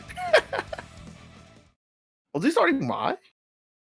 Do I get to see the character switch? I haven't really paid that much attention to it. I would assume I do, but I'll learn when you learn. He has started Mai a couple times, so yeah, it's reasonable. There you go. Starting with Mai as we go into the second game. Tectel's still staying with Carmine because Carmine's been doing so much. Thought he had the range for the 5B, I believe that is. Thought he had the range to kick him. Let me stop getting fancy. Sandwich. And I think Sonata was just a little bit too early, or maybe Tecmo had the block for it, but wasn't threatened too hard by the sandwich. Both of them don't have any CC meter to play with. It was kind of dangerous for both of them. Really dangerous for Yumi at this point. Fortunate for Sonata that there is no meter, so that really hurts, and he finds a good buy one, get one free deal. Speaking of having meter, he has 4 of it. That slipped out a little early, doesn't get to confirm onto Carmine, and that could be the one to come back and haunt him. Stepping into the sandwich. Yumi coming in with a cool 6P, but Mai a little too small on the draw. Eventually gets a reset and immediately into the super. Yeah, just take S out of the table. Off the table. Out of the game. A little too early on the setup against Carmine. Maybe he doesn't know the incoming angle specifically and was looking for the 45. Could have been a couple of things. Ooh, nice! Gun down from long range, confirmed in the super. That should be the end of mine. Pretty simple for Tecmo. It's still looking to be in Sonato's favor if he's willing to play the long game, because Tecto's not going to get any more life back. Sonato can just chip away, make sure nothing like that happens. Ankles getting blown up by another super. Good look from Tecto, and he's going to get a bit of life back as well. Barely enough to take the lead, but leaves himself in a kind of precarious situation in the corner. Steps in and takes the big 5 egg, and that's going to be the end of it.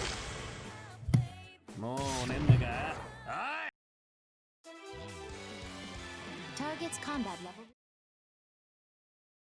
Tecto able to hold on, get himself.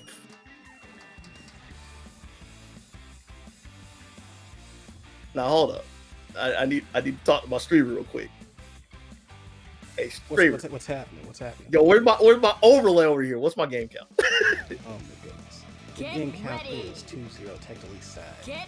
I had to make sure, because with as close as that game was, all right, I was kind of thinking, I was giving Sonito the benefit of the doubt that maybe it was somehow 1-1.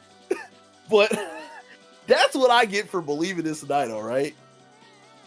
Ain't no way he's getting a game off Tecmo. Precisely. Ain't no way. But first, we must. Thank you for the score, by the way.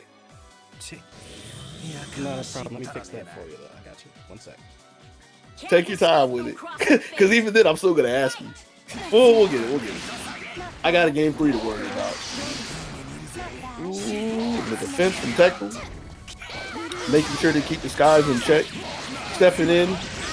Nice little buy one, get one free deal, but nothing he can really take to the register just yet because Yumi dropped out. Make sure to push block to give Mai some space. Stepping in, getting a CC confirmed.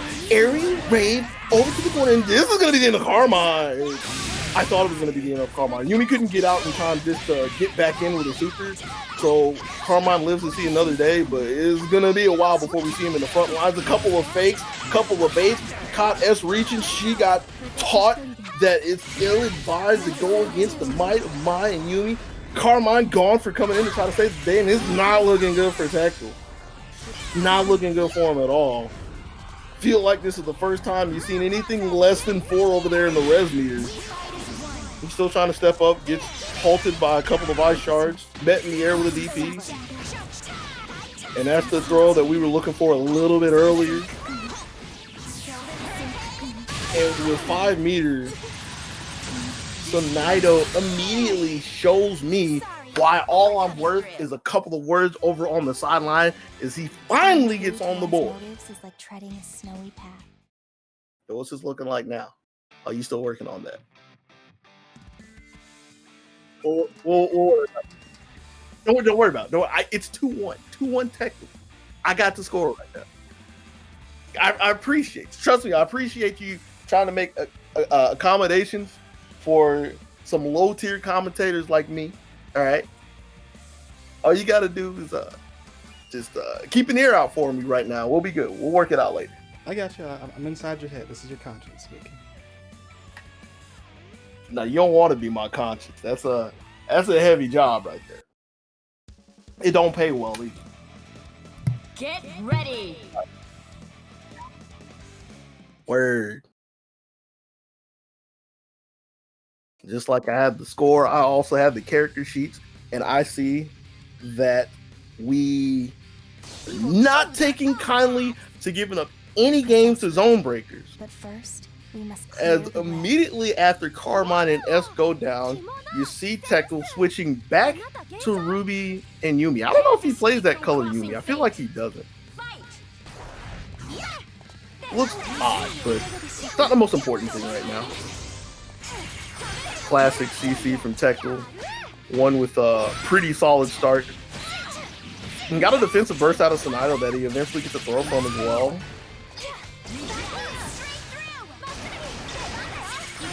Waiting for it. And I like that Sonato was sitting there waiting for R.O.B to land just a little off the mark, which is why he finds himself in a sandwich, but showing that he's patiently playing and not just trying to dive immediately on the Tekla. Tekla winning a bit of the Yumi war right there. Ooh, really? Now, I wanted to say that, or I did say that Sonato wasn't diving into Tekla earlier, but all of that came from a push block in an immediate attempt to escape out of the corner. Tekla knew that was coming a mile away, I believe, and neutral jump. He had to know the neutral jump. Again, just making sure to take the airspace in front of Sonato and deny flight out of the corner.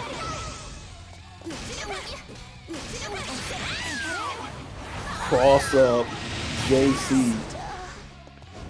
Cross up with the active switch, and that was a kind of tricky one for Sonato to even look at. You get clipped in the ankles with 5A, 2A, 5A. And every tick of damage, this one's looking like it's going to be in the books for Tekla. Cross combo just to make sure Sonato doesn't go too far out of the sandwich. Good blocks. DP as well, so at least he has one defensive exchange to put on his resume, but one's not going to be enough to get him out of this game just yet. Take R.O.B off the stage. Okay. A little bit of fight, gets around the ice shard. But that man teched it and hit the button.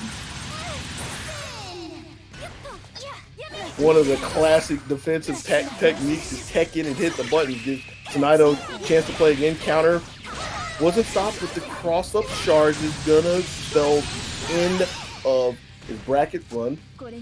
Tekla takes the set, stays alive, and moves on with a 3-1 win.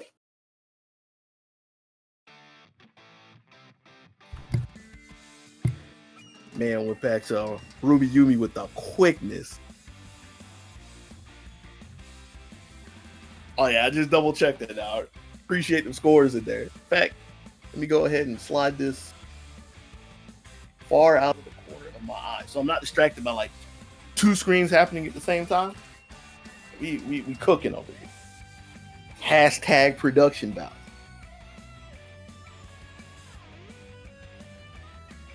Now, how do you say we have the technology? All right. We do have the technology. All right. What's all right, Get man? ready. Nothing. Get ready. Now, what is all right is our second losers quarters match. Razzo. Again, another one of the surprise names that I'm saying down here. Going to be squaring off against you. All right. Good conversion there, but good burst from Razzo. Getting the throw bait, too. There's going to be some big damage here. Bruh. Oh, drops it. Oh, happy birthday. You know what happens when she hits characters. And I hate to say, you know what happens with a Chie in this event, his characters, it's like, they just seem to drop, like, either by intent or by accident. Like, you just haven't seen a full conversion out of a Chie in a while. But the damage has really been done, as you see Carmine taking a silent death in the background, looking Mika by herself, and it's looking pretty hard for a locked in by Tomoe. And I'm pretty sure if Yui could take that one back, they wouldn't have looked for the 2B right there just to try to keep the sandwich on Razzo, but it doesn't matter too much. Not detrimental to what's happening at this point. Came down with the buttons, and Yui faster on the draw with the 2A. Trying to get to the backside, can't get there in time, or that was well met by Razzo, either or. But still, chased down by Zeo9, and that's going to be the first game for Yui. Yes.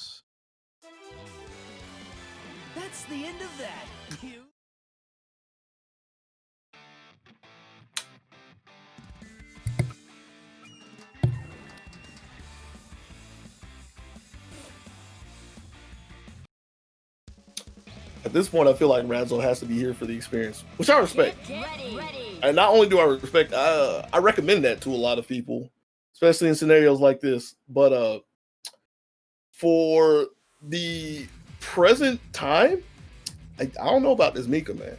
I don't know about this team, but I don't know about this team. Yeah, this team is good, but I think Razzle's Mika is kind of new. I mean, he could just be trying to learn this team, feel it out, Yeah. get some mileage on it, Escape from crossing fate. and see where it goes. But he hasn't been doing terrible with it so far. That is true.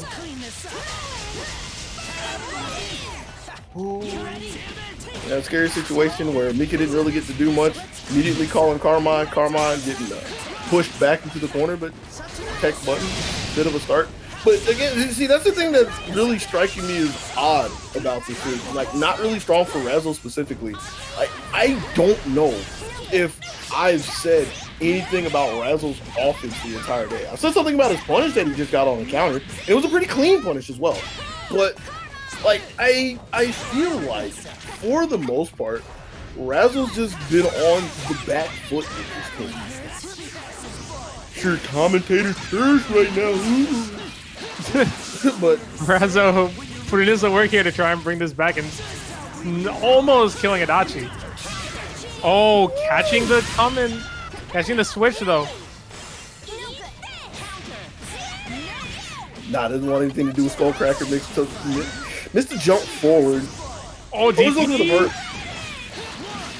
Can't burst, and that's a dead Chie.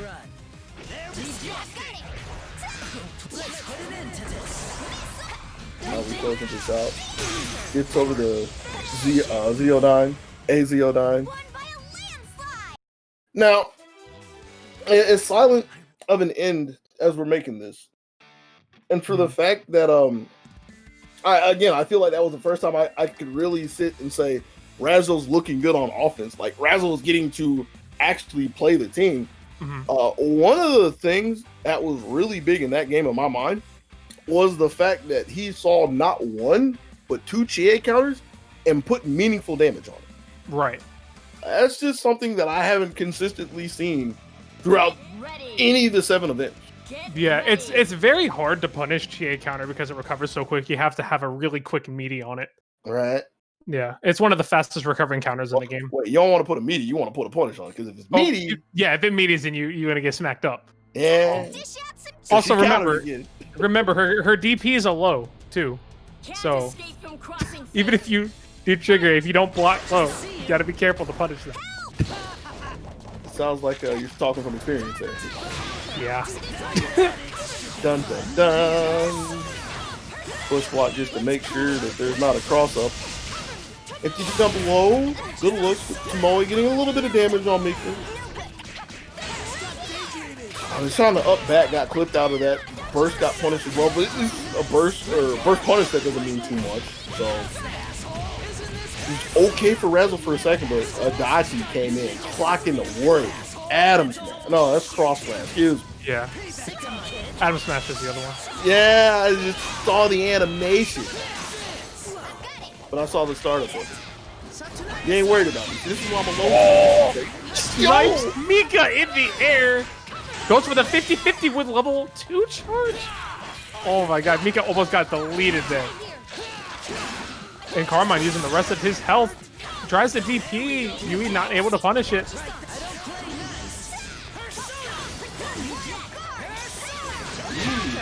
Rabbit out there, just holding for it, not letting Razzle breathe for a second. Dash and DP from Razzle on the command zone. It's a bit of a start, a little bit of a break. And he does... Oh, I'm sorry. I was looking at the wrong health bar. And that cross trade means a lot. Yeah, he gets a lot of health back. The health is the one thing, but it's also the level 4 res that things go sour right here. But it's looking pretty good for Razzle. Izzy gets a super, takes Adachi out of the game. And now Chie coming in with a decent amount of meter and a level 4 res. So that's a lot of meteors. Yeah, that is in fact a lot of meteors. Misses the conversion off of the JB. Trying to play in the air with Mika. Oh, crosses him up with a DP again. I'm sorry, no, Megakin did that earlier. Yui taking a play out of Megakin's book and taking game number 3 versus Razzo. And along with the setup from the Meteors, right? The thing that was really slick was the way that Yui was like running away from Razzo, like constantly backdashing in the air, and the heads up to see that Razzo was constantly looking in the air, right? So the second that he went up one more time, Yui slides under to put Razzo in the corner, and that's what was the start of the end right there. Just quick awareness, quick on the feet to take that game away. And now we're sitting at a 2-1 scenario for Yui. 1, 2, 3, 4. Ready to rock. Can't escape from crossing fate. All right. Is Yui going to close the set out, or is Razzo going to tie this up? Starts looking pretty good for Yui. Really good. Doesn't get a punish on the burst again, but taking it off the table, that's always the important thing in my mind. It's like, the punishes would obviously be nice, especially if you just end somebody's career with it. Taking the resource away just so they can't get the offense started, so you can get some cool stuff like this. Yo, that B Herculean was really good from Yui. Crosses up 5C. The one thing that we actually do know here is that this is a Florida team kill. I was just laughing at the fact that we've seen the Chie and Adachi interaction again, where you have somebody locked in the air as Zio and Adachi's like, you useless shit. Yeah. And we are going to see another 5C come out from Yui, and Yui's in great position to take this game number 4. Doesn't count unless it ends with a 5C at this point.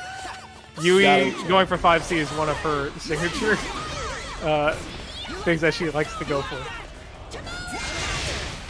On that Zio, gonna be really good, and that will take it. Yui takes it 3-1 over Razzo. You see that? That is Satanaka. Taking it 3-1 and eliminating one of the usual suspects that we typically see at grand finals. So one of the usual top 3, yeah, for sure. One of the usual top 2. Yeah. Yeah. One of the usual people we see in grand final. Tecto and Razzo. And yeah, Tecto Razzo. Yeah. So usually Tecto. But as we are seeing, Tecto is on the loser side of the bracket right now. So definitely in a prime position to get knocked out if Yui can make some good moves here. But we are going to be seeing Megakin and Jan coming up next. We are going to see winners finals come through here. I'm pretty sure the next thing we're going to see is a lobby because it's our favorite game. But it's not. Where's Tecto for once? Where's Jan? And where's Megakin? Ain't nobody in here. Where's Texas? All right, there they go. Oh, there's Megakin. Ask where's Jan, but Jan is in town.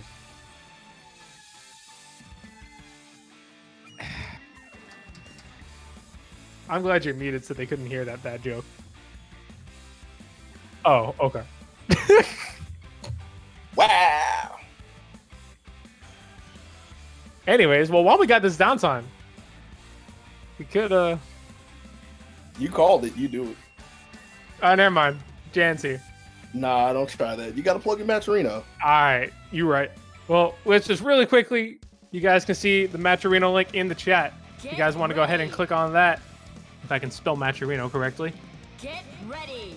You will be able to see on screen too. Just go ahead and click on there. Sign with your favorite social media. Use the code ZBTAG07. You guys can add a free 50 cents to the pot to these awesome players that are going through online turmoil for your entertainment. Would you like So, to spar if with you guys want to support this tournament, that's one way you can do so. You can also do so by shooting us a follow on Twitch here and sharing the stream around, letting people know that, hey, we do this every other Saturday.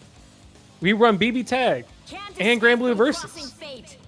So the more people to know, the better. We appreciate all of y'all for sharing, man. Anyways, we got to go on to this match right now. Megakin getting to a really good start here on Jan with a quick 7K. Successful combo. I feel like I was saying this all through your 895s and everything. I feel like Megakin's gonna have to hit Chie combos.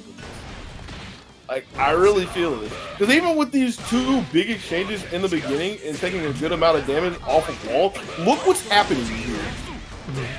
Right? Oh, like Chie's getting hit. That's what's happening. Exactly. And that's because Wald is still here, right? I mean, Liz did everything she was supposed to, but at the end of the day, it's not like you just eliminate Wald. He has too much health, right?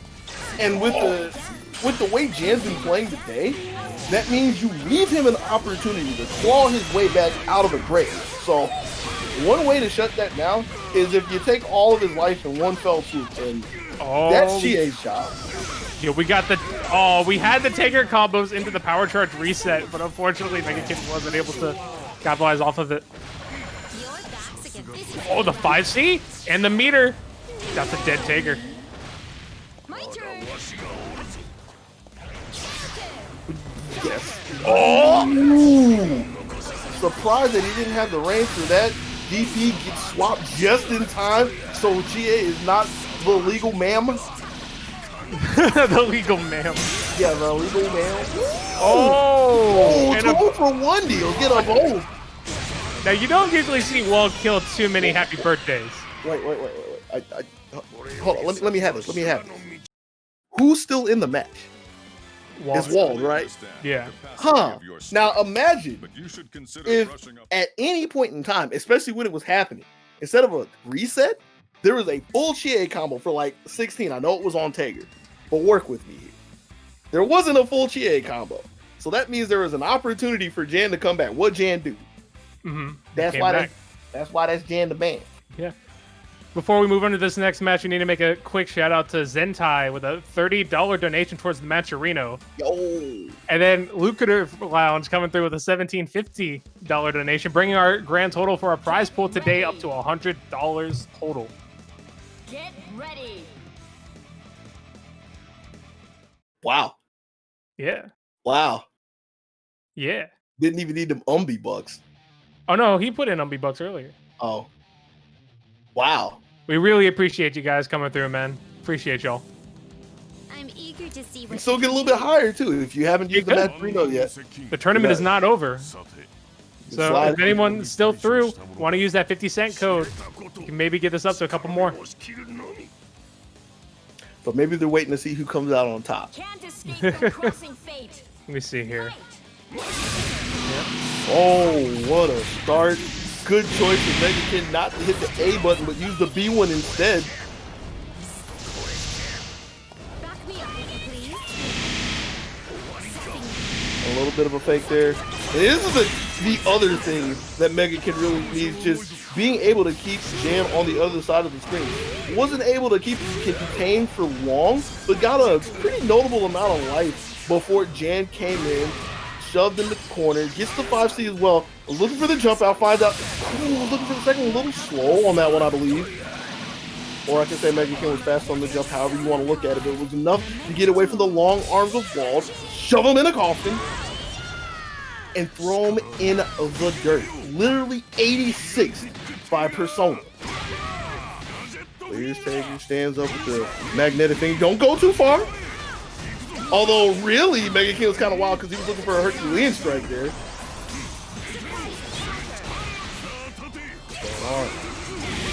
Oh, and that's a dead Chie. Yeah.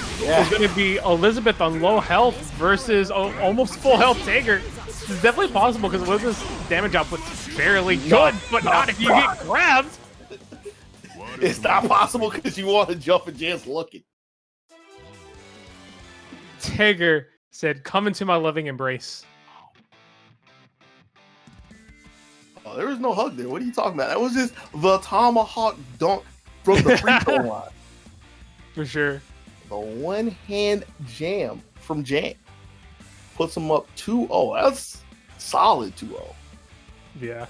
That was a very convincing 2-0 for sure.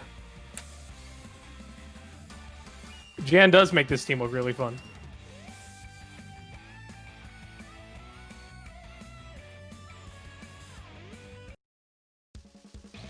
All right, going into game number 3, Megakin needs to try and get something going. Get ready.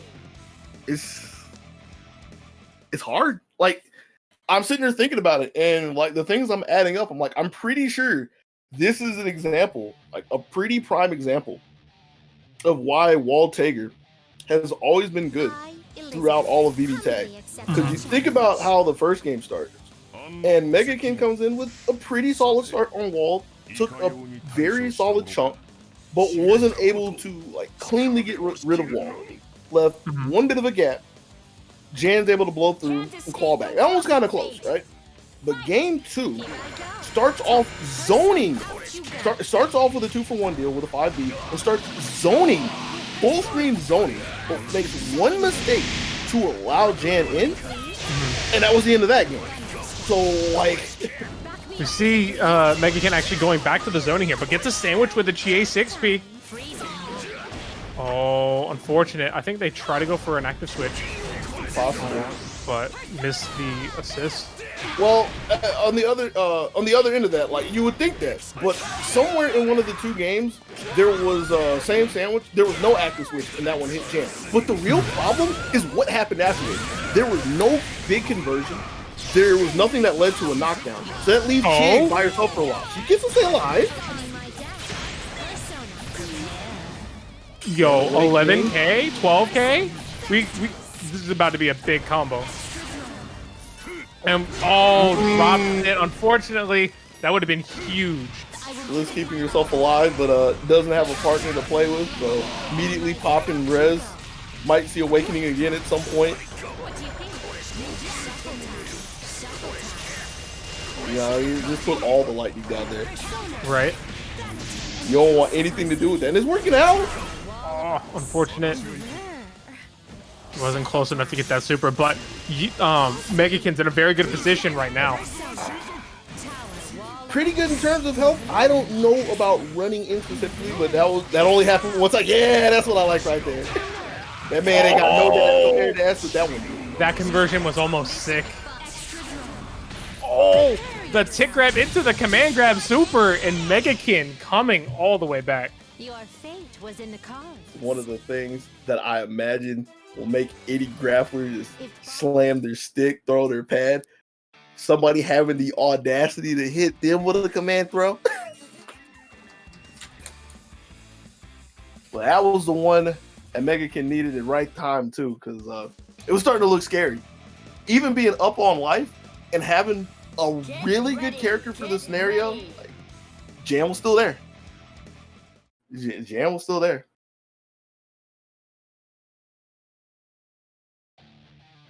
Couldn't put the final nail on the coffin just yet, as Megakin stays alive.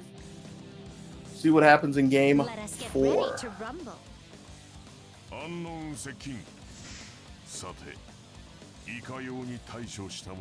But you see what I'm getting at? Like, I know you get this. Like, I'm kind of saying this abstractly for people who might not know, but it's like, even with the zoning capabilities of Liz, even with the damage output of GA, there's just so much health over there. So you have to be right so many times. Like, For sure. even one big right isn't enough. And it's not to say that Jan only has to be right once on his end, but he gets more chances. That's the big thing. I don't know about this wall. He ain't getting too many chances right now. Oh, and he gets the super and Walt's down. Put him in the call. Even with the tech out, even with that little bit of a flow. Augie Astra punishes the command grab. Gets the fuzzy combo on Tager. Poor Tager. And then he got the reset too. Bruh. Alright, game 5. Let's just. This is game 5. Oh, this is game 5? Yeah, this is game 5. I thought. Yeah. Oh, this is game 4. Never mind. I'm stupid. I'm not paying attention. Alright, so this is going to game 5 now. My apologies. Game 5. Let's just get out of here. Alright, game 5. Game 5. That's one for Megakin's highlight reel right there. It's everything you need against Walt Tager. And the funny thing is, I'm sitting here thinking about it after looking at it. I'm like, that was still kind of scary. Mm-hmm. That was still kind of scary. Like, at any point in time, Get ready. Hey. Get ready. could have just got the rug pulled out from under him. But coulda, woulda, shoulda is a game that we can talk about all we want. It's not a game that has hit the shelves yet. But the one that you can find at your local Zonebreakers online event is Let us Game get ready to 5. 安穏接近さていかように対処したものか知れたこと力で押し切るのみ How do we get past this Liz? Can't escape from crossing fate. That's the real question on Jan's mind right now. Liz doing so well. Made the right call and everything, but the rebound of 5B. 少々で一つ行くぞ But this is the start that Jan needed. First time he's been able to really step up the Megakin and get any kind of offense going. Thwarted immediately by a little bit of a miscue and escorted back to full screen. Good jump, good block on the empty dragon kick low. I can't call it an air dash, there was no dash yet. Looking for the DP, nothing doing. But this is more of an even game right here. Actually going back and forth between the two. Meteors. For the check. Ooh, a bit Herculean. Did the burst come in? He was looking for it, but Megakin just checking with the button, getting a trade. Ooh! Oh, from the top rope, finding a huge command. That was really half the light. Jeez. Comes in, slaps the recovery of the DP, getting the counter hit, taking the burst. Doesn't matter because it's not like there's a partner left for Liz. Everything is on her own. Goes in the res. Oh, base the DP, and that will be the end of Megakin. Getting sent down to losers final. Mm. I fully understand the capacity of What? No, nothing. I was just sitting there thinking about it. I was like, the end of that. You talk about a game that is everything that Megakin wants, everything that Megakin needs in this matchup right here against 40K. And then you see Jan get the answer back when he needs it most at the end and just putting on a clinic at the end. Like, one of the things that's really scary about grappling characters is usually not the damage, or it's usually not like combo damage or anything. It's the fact that they're constantly looking for command throws. So what happens in that set? Like, well, the one time that Megakin's trying to get out of the corner with an air dragon kick, Jan's in his face and not just looking to block, looking to intercept with a super, right? And then in the end, when Megakin's trying to scramble back to his feet and just get any kind of a foothold in a game, just getting tagged in the ankles, doesn't know if it's safe to jump or not, and eventually just gets snatched. Like, just scary. It's the only thing you need to say about it. It's terrifying, spooky. Get ready. But again, Get ready. that's a match in the past and something we'll worry about if it comes to it again, as we have our losers semis, Tactical East Side, finding himself in this awkward scenario of not winners finals, not grand finals, but fighting for his life and trying to see if he can survive against yet another Chia. I think you picked Chia, right? I think you picked Chia. 1, 2, There we go. Yeah. 4. Ready to One of the rock. characters that is the reason that Tactical is down here, could be the reason that he gets escorted out of this tournament without any money to show. Yeah. Loser this will walk away with nothing. Unless we get like an extra $100 or some shit.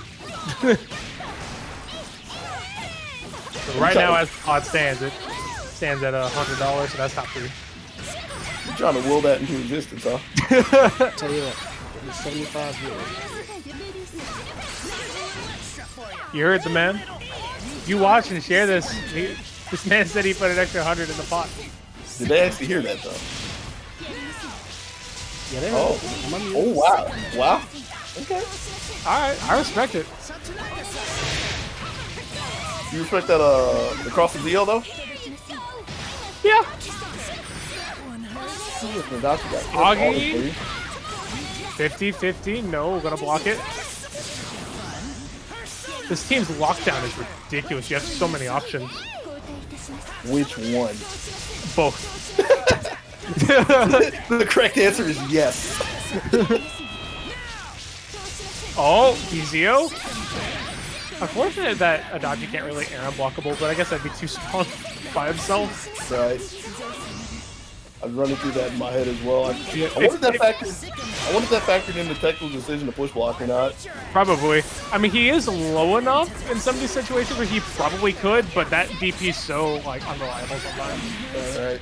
And unfortunately, that DP is going to get him killed, and Adachi is going down. And fortunately, Yui down a game now versus Tecto, but very good showing.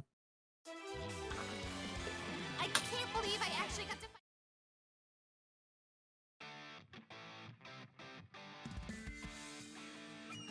Yeah, for once in my life, I really don't have anything to say because with what we were talking about at the beginning of that, I wasn't looking too hard. The matches was happening. Yeah, that was unfortunate. Just both players just got stuff going, and this Yui, unfortunate drops from her part. That's what I think really ended up hurting her at the end of that game. Some drops and just not being able to make the most of some scenarios that I'm thinking of, like the Air Zio that's on my mind. Yeah, I just don't really know how you can capitalize off of Air Zio with this team per se without like some disgusting left right. But even then, will they even get hit by the left right since they're in constant blocks? Probably not. It's another question. High low left right. From your 25s or your 50-50s, whatever it is. We'll figure it out. We still got some more games. Locking into game 2.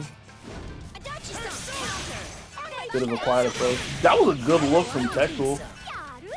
That was such a... He got so much from that. Because he's fading away, watching Chie come in. Stuffs Chie. Stuffs Izanagi. And then eventually he gets the burst out of Yui as well. Like, that's such a monstrous start from Tecto, but it was from a subtle JA. Baits a throw as well, gets a punish on a burst. Tecto has complete momentum of this match right now. Yui needs to try and find a way out of this pressure. Throw baits again for the second time in a row. Tries to keep Herculean in, but does get caught up. Oh, this might be a dead Yumi. Oh, unfortunate dropping the TK EX Dragon Kick. That would have been a lot of damage on Yumi. Yeah, that's damage that she needs right now. Start from Tech has been so good, so the onus is on you to get back into this game. Trying pretty well, pushed away, but a little too slow on the 5D. It just runs into a gunshot. Tag trying to keep GA in the game, but could possibly be the end of Adachi if Tecto really wants it. Try to take the setup there. Yeah, he actually tried to get the, I think, the corner sandwich there. Right. Just a little too early on the CC. It happens, but doesn't mean too much as Ruby comes in, cleans up Chie, looking for Adachi, finds him, locks him into the sandwich. And this is the 50-50 for the soul. And that's some good blocks. Stays alive for now. But just stuck in another word, res to get away from the JC. I mean, that one would have made sense just to cover the entire screen, but hey, it was a super. He does a super. There's nothing there for Adachi. That's what I should have said. A swing and a miss on Adachi's end right there, man. This is practice for everybody. Practice for the players. Somebody gets paid. Practice for the commentators. I don't know what the hell's going on. What I do know, though, like you said, with the whiff that Yui left on the plate, that's going to be the second strike that Tecto Score is trying to see if he can strike Yumi out and get another play in losers finals. Yui trying to see if she can knock Tecto out of the park, but you need 3 clean hits. Yeah, you got to try to work all the terrible references in there. That's the name of my game. But yeah, no, I think Tecto is really wanting to try and get that run back versus Megakin right now, but he has to get through and try and finish his plate here in this set versus GA. It's been pretty good so far. He's been able to navigate around any major pitfalls, so looks like he's on course to getting up to Megakin, but look can be deceiving with how things pan out, but you want to talk about good things. Another decent start. I mean, that was a bit of a drop right there. That's a huge drop from Tech for everything that's coming afterwards. Sending out of the sandwich. Still able to flag Yui down with a 5A and get a little bit of magic started with Yumi's Tech. I'm starting to see the fear just leak out of Yui with how things are going. There's too many straight hits are adding up. And the counter is obviously telling at this point, but it's just the fact that with all the things that are hitting and how things are lining up, yeah, Yui doesn't want to block anymore. And unfortunately, that's going to be GA. I say that that's almost unfair for me to say as well, because that could have been like an early push block, but just like the panic and trying to get Tekel off, and it's just not working at all. Trying to get the X bust on, no punish on Yui's end, unfortunately. We are going to see the BZO come out. Tries to go for a tick grab, trying to beat the push block. Gets out of the sandwich, so a little bit of hope. 5 pins in back. Yeah, unfortunately did a very unsafe EX Izanagi there at the end there. And that's going to be Tectel getting another game down here, or getting another set down here in the losers bracket, stepping over Yui, getting to the next inning of the game, losers finals against Mega Kid.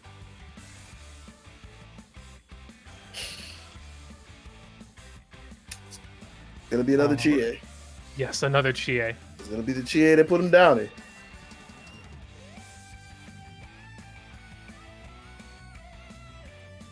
You see Mega Kid's already ready, literally readied up, stepping up to the plate.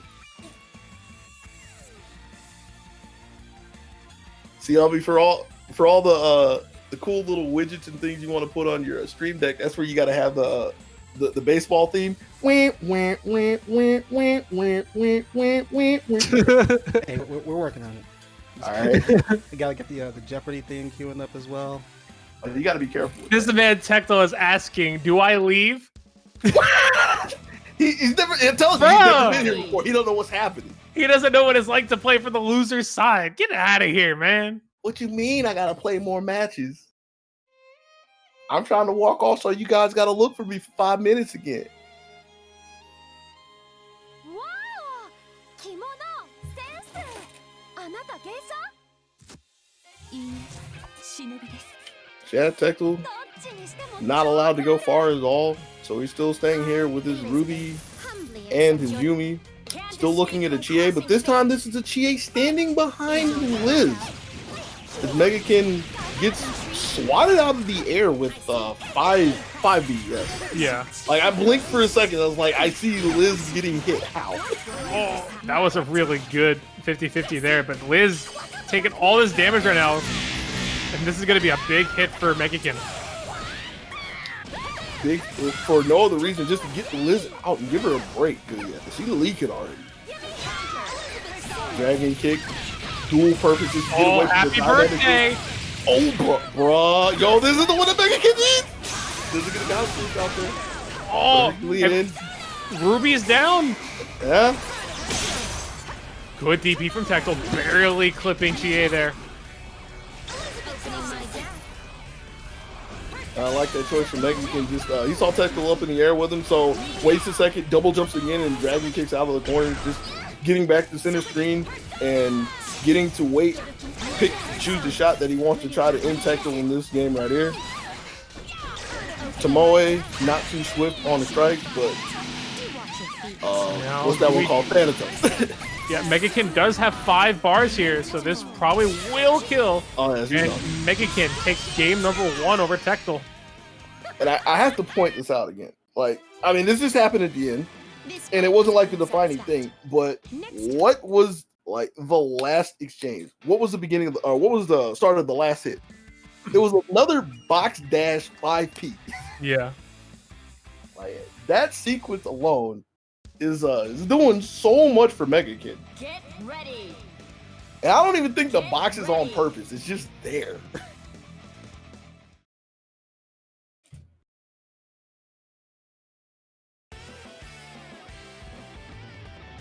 Well, I think about it, this is actually kind of hard for Tectal. You do realize he's playing 4-on-2, right? Yeah, basically. Let's get ready to rumble. Can't escape from crossing fate. Fight! No matter the odds, Tectal trying to see if he can get back to his rightful place in Grand Finals. Fine. 2A, I was trying to think of the technical term for it. He got a low hit and he activated CC. Oh, Megakin already down to like quarter health right now. Right. And trying to save all that health on Chie. Well, it was a bit of a different take for Tectal, which is what was on my mind. Because as Megakin's getting hit, hold on a second. Cross up with the 5P. I gotta keep up with this because damage is getting poured out right now. Okay. Alright. So, did you know that Chie is the kind of character that can anti-air, quote unquote anti-air, with her 2A?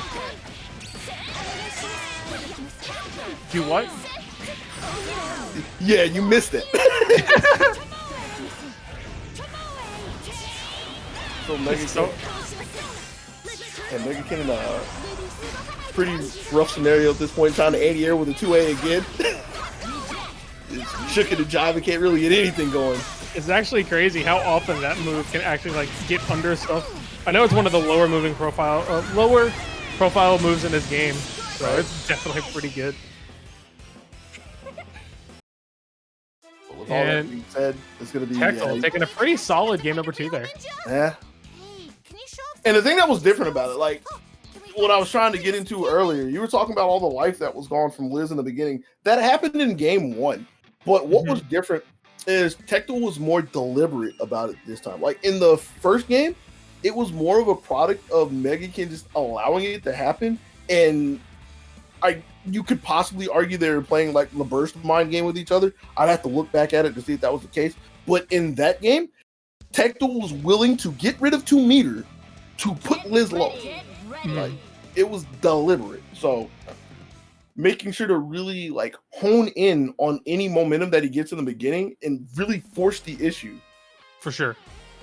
Just trying to get like an inch.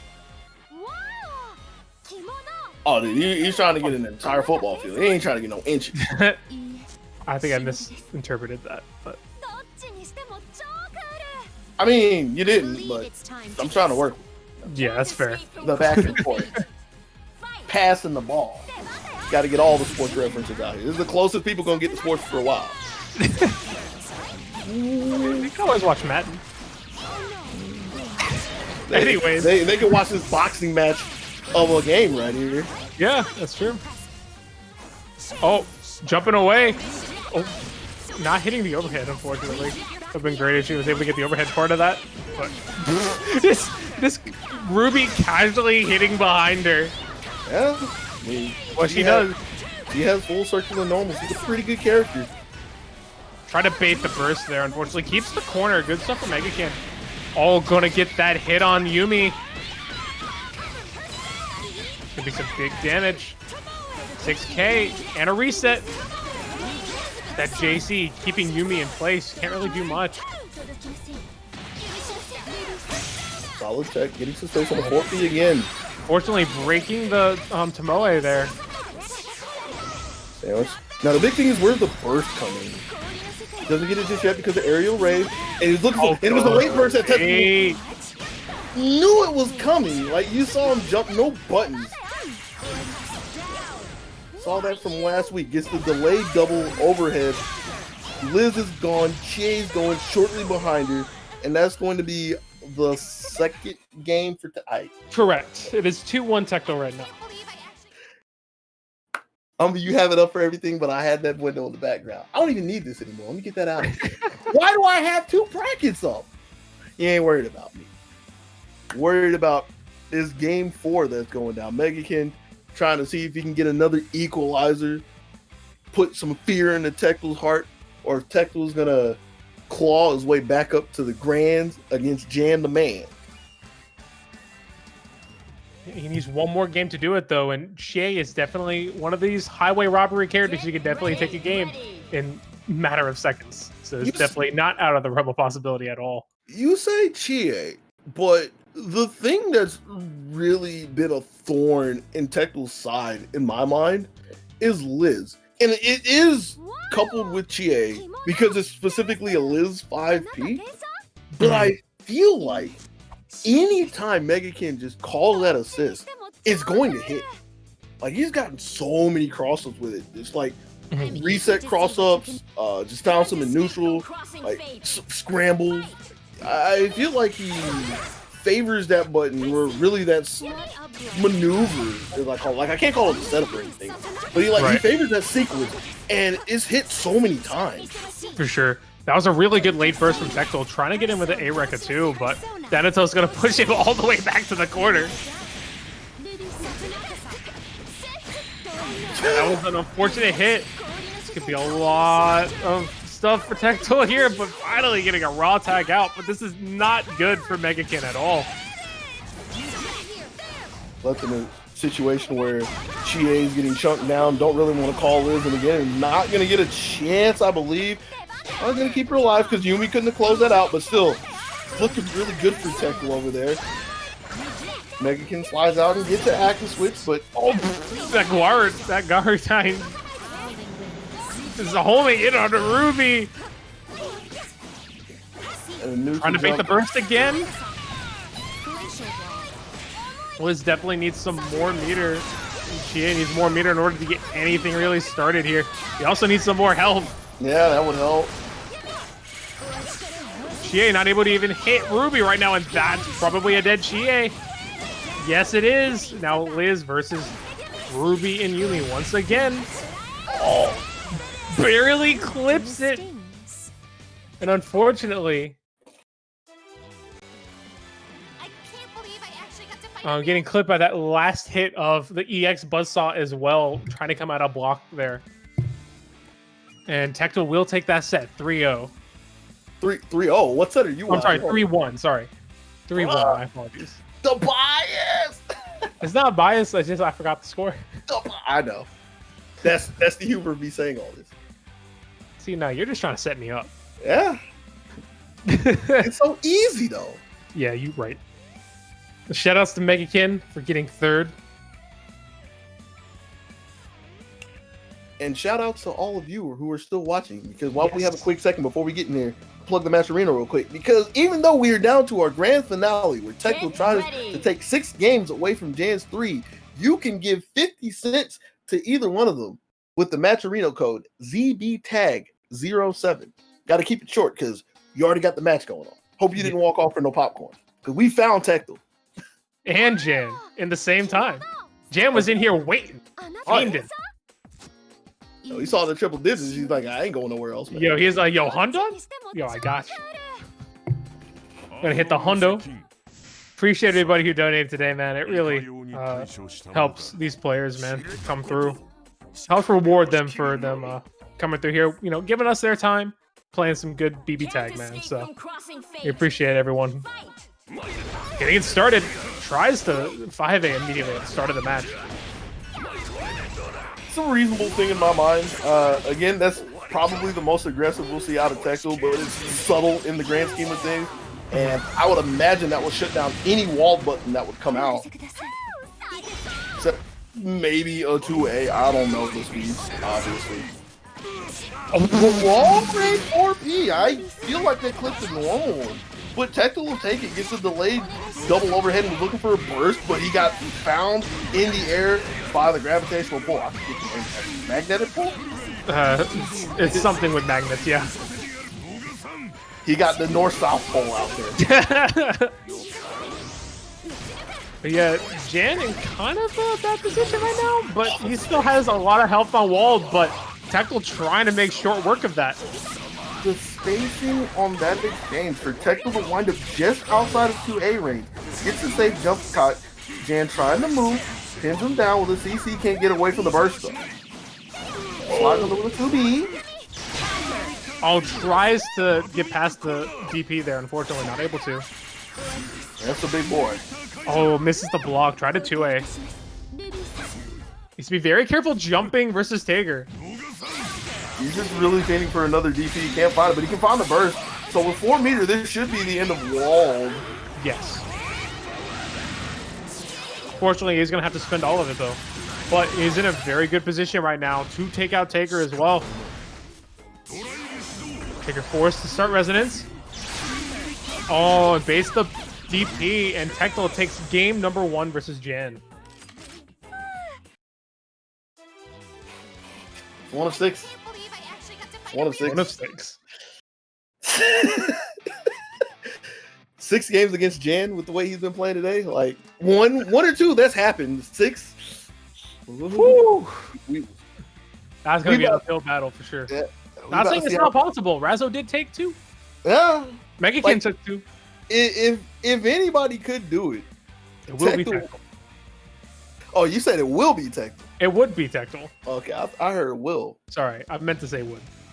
Now you backpedaling. No, it just came out too quick. Slow your roll. All right, gonna be getting into game number 2 here. It actually didn't seem like Jan really had that much of an opportunity to get stuff really set up that match. No. Because Tectal was just on him, smothering him with Yumi 5P every chance he got. Going in there, Ruby JB, double overhead pressure, trying to abuse their tall character stature to try and open them up like super oppressively. Right. And it's not that like Jan didn't get anything happening, but like all of the or a majority of the damage that Jan got feels like from like defensive setups, right? Like, which is what you're saying. Like Jan never really got to start anything of huge meaning, or not a lot of it. We're gonna see a big jump in there. Yeah, it's complete different change, complete different exchange. That's gonna be 7. It's gonna be 7.6. It's gonna be a corner, more importantly. Yes. Jan's got to be careful for Ruby 2B because Tectal has shown that he is not afraid to throw it out there, and he's found the mark with it quite a few times.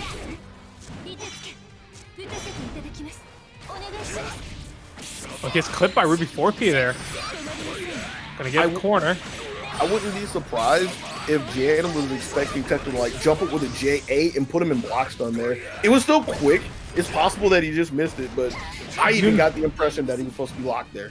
Yeah, for sure. And Yumi jumping around the entire screen gets a big happy birthday. Only finishing it on Tager, though.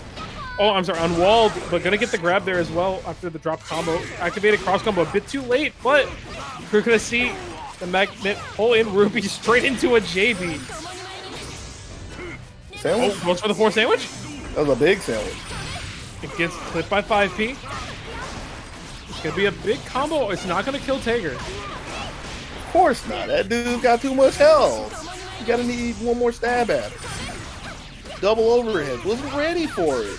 And this one will take it. Tectal up 2 games.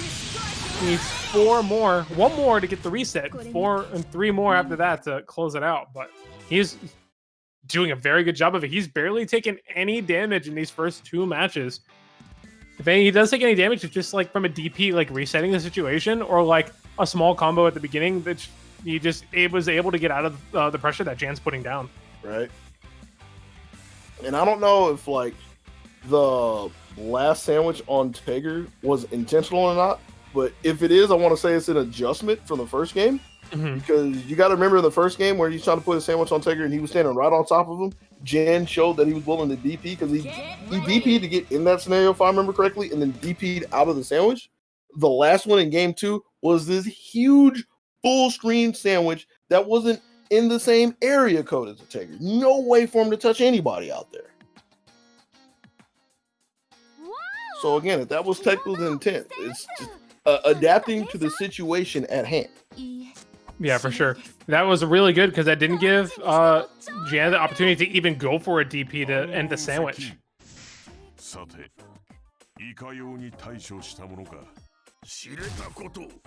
We're going to have to see what opportunities Jan can create here in game 3. Easy for me to say that he doesn't want to go down to a reset. That'd be an automatic thing for anybody to say.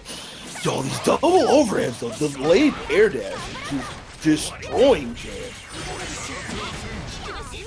using a burst this time to not deal with it. And I feel like that's when that wasn't really sold well by Tecmo at all, because he was neutral jumping really far out. So it would have been hard for him to get a low there. But either way, Jan using the burst to keep himself alive. Looking for Tecmo in the air with the atomic collide. Thank you, Yo, that man went that far to get it for me. But again, over the top side again with the JB. That one wasn't an air dash though, but still, like, Jan against jumping hasn't been looking so good. And the one time he's looking up, Tecmo is keeping him on his toes, quite literally with an empty jump low.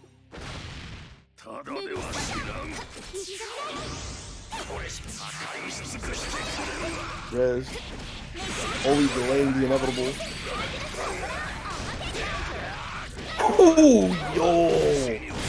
It's gonna be good for Jan here because he's gonna get the corner and the other corner, and then back to the corner you were in. 50-50 sweep. He just goes for it. He's going for it again. I thought he was going for 2C again. Like, why not? He did. Oh, no, I meant keep going. No, you're fine. Oh, unfortunately, this isn't gonna kill, but it's gonna be a lot of damage off. And knocked down as well. Is he brave enough to stand in his face? Jan gets the push block. Step in, jumps away from the 2C. He did it for it again. Oh, gets the two-way. This is gonna be big. It's gonna be a guess. That's the most important thing. Unless Jan drops it. Unfortunate. That is unfortunate, dropping that combo there. But that drop was still the break that Tecmo needed. Stay afloat, pull Jan down to the lower bracket, make him a loser as well, reset the bracket, give everybody goose eggs, and we start over again. But I am unused to revealing my craft But in the open. yeah, those three games. That one was like the roughest of the three for Tecmo, and it wasn't even that bad. Like, it would look a little bit different if Jan had the full conversion from walled at the end there, but without it, like, Tecmo's looking pretty clean right now. He's looking in a good position, because even if he's met with resistance occasionally, when he gets to run his offense, he finds so much success without having to go to great lengths. Let me keep that simple. When he gets a knockdown, he's getting so many hits from just like his delayed air dash double overheads, and like he has the timing to when it's really on Jan's mind, For sure. and to mix it up with something else. So like he just gets to exert so much dominance whenever he gets to lock Jan in. Yeah, for sure. Now, if we can definitely see some more, like, I really hope Jan can maybe try and get a chance to just set up more situations like he was, like, versus, like, Megakin and Razzo. Where he's able to get, like, some more offense than he has been able to get. I feel like if he's able to create those situations, then he might be able to get some more mileage off of those, but it seems like Tecmo is just trying to... This team is so good at preventing this team from doing what they want to do. Right. I would dare say that one of the things that really helps is the button as well. Not right now, because Jan... Oh, what was that? I've never... He used the JC to get over JA and then, like, try to start pressure there. That was interesting. I've never seen that. I get the impression... Yeah, so... That's gonna... Is that Big Uni? Possibly, probably, should be. It is. Wiped off the board. R.O.B coming in and getting a little space with a DP. And again, that's one of the two things that looks really dangerous to Jan and his entire game plan. Just R.O.B 2B. Like, that's what looks so hard about it. It's just you see these two characters, more specifically walled with these long limbs, and you think that he just has free reign, but he just kept getting met with R.O.B 2B, R.O.B 5B, Yumi 5B, these long buttons. But even with that, And Taker, Wall Taker, that game, he finally was able to run some of his offense and put Tecmo in a situation where he had to guess. And Jan does take the first game of the reset, killing maybe some of Tecmo's momentum. but we can't be sure for sure until see the next game. I mean, we can be sure he killed some of it, right? Yeah, Tech probably. won 3 games, and then he ain't win game 4. But now, one of the things that really helped Jan out is what you were pointing at. Like, it was kind of awkward when he did it at the time, which was using the JC to get in the corner. But what he's actually trying to do is he's using JC kind of like a hover to some degree, just to like throw off the timing of Tech looking for him to land. So he's getting away from ice shards, he's getting away from gunshot, he's getting away from Yumi 5B. I would argue that he might be able to get away from a Ruby 5B, but I mean, technically maybe anyway. But like, he's using Tager to wind up in a different place than Tech was expecting and throwing off his timing. And it helped out in a little bit of the exchange against Yumi. But the question is going to be if Tecto recognizes it first off, and like how he switches to combat Jan if he keeps that up. Can't escape from crossing fate. Fight. I promise I can finish it. That felt so jank. Yeah. It seems like you're taking a chance to like collect your thoughts in between that. And that was a really good delayed JC from Jan. Creates the sandwich, tries to jump out. Oh, good DP! Being hit all the way. This is gonna be a big combo. There's no burst to save Ruby as well. Oh, that's a dead Ruby. Yeah. So we thought. No. So we. It didn't. Wait. I think he dropped the combo. Yeah, that 5C was looking pretty tough there, but he's able to get Ruby out 4 now. Yeah, this is gonna be a big combo on Yumi now too. Oh, more sandwich? Question mark? Or American reset? It was a setup. It was all. It's all a setup. It was part of the plan. It didn't pan out the way he wanted it to. He's gonna come back to fight him a little bit. Gonna get the corner though for Tectol. Good grab break. And that was actually. Yo, he fainted him with a 4P. Kind of a pretty good sell, especially after breaking the throw right there. Oh, good block from Jan. Can't really do anything to keep Tecmo in check, but ready for the tag. Hits it with a 2A. Might have caught an up back. It couldn't have been an up back. It would have been an exclamation point. Still hit Yumi. And gets Tager in, lets Wall get a little bit of life back. And at some point in time, yeah, Tecmo's going to want to step up because that's going to be more life going over to Wall if he wants to slow play this game. So he's trying to see if he can establish a little bit of ground. Walks away from the 6P. Yeah, Jan has all the health advantage right now, so it doesn't really matter how patient Tectol is. Because he's just going to be recovering Wall's health. He's getting Yumi's whenever Yumi's not in the front, but see Tectol being a little more offensive, trying to see if he can break down Fort Jan, which is unsuccessful. Good burst, though. Now, this is actually a really good situation for Jan. Even though Tectol does have 5 bars, Jan does have 2, and Tectol's kind of at low health right now. But that was a very good high-low there from Tectol, getting the empty jump low into a very good conversion now. We're going to see... No, just going for the super fit to get the knockdown. Going to take it? He's trying to end him, yeah. No, not enough. Big man. Gonna get out of the corner. That was a very scary situation. It was really well done by Jan, though. Like, to get out, Tectol was too slow to punish anything. And he didn't have an ice shard out there as well. So that was just a green light to go into Tager. Oh, he tried. He tried. That would have been amazing, to be honest. Try to bait the burst. Oh, he gets a happy birthday here. And that's going to be it. And Tectol is taking game number 2.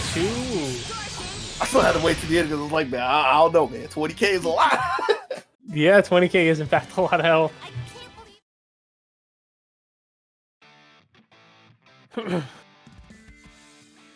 Yeah, going into game number 3 now. 1 apiece. Both these players finally, Tectol trying to go off that momentum that he had from the last set. Jan finally was able to get some stuff going in both of those games. Just Tectol was playing the long game there, and it ended up in his favor. Tight battle. Very. I think that meter advantage came in for Tectol there towards the end. Yeah. Like there were so many situations where we looked up and it was like Jan just has enough to break out of jail, like trying to see if he can constantly push Tectel off, which is why he didn't wind up with the meters. But because Tectel was on the offensive, that allowed him to dump deuce after deuce in the Jan. And even though the first one wasn't enough to get rid of, I believe, Wald, if I remember correctly, it was the fact that he got to do 2 supers into him, and then he got to do two supers again later. Right. That was definitely very important for him, for sure. And I have to see if he can keep dumping steam into the meter basket and the meter engine. That would be a better thing. He's the run-up command grab there, too. Right. That was the beat command grab. That's after he pulled him down out of the air, too. Front side. And he's still ready for it. But, just not patient enough. Just wanting to hold up back. Couldn't get away. Just goes for it. That's going to be really big. The damage in the space. The space is the big thing. Ooh! Gotta move his foot first. And he's going to beat a DP instead. And there goes R.O.B.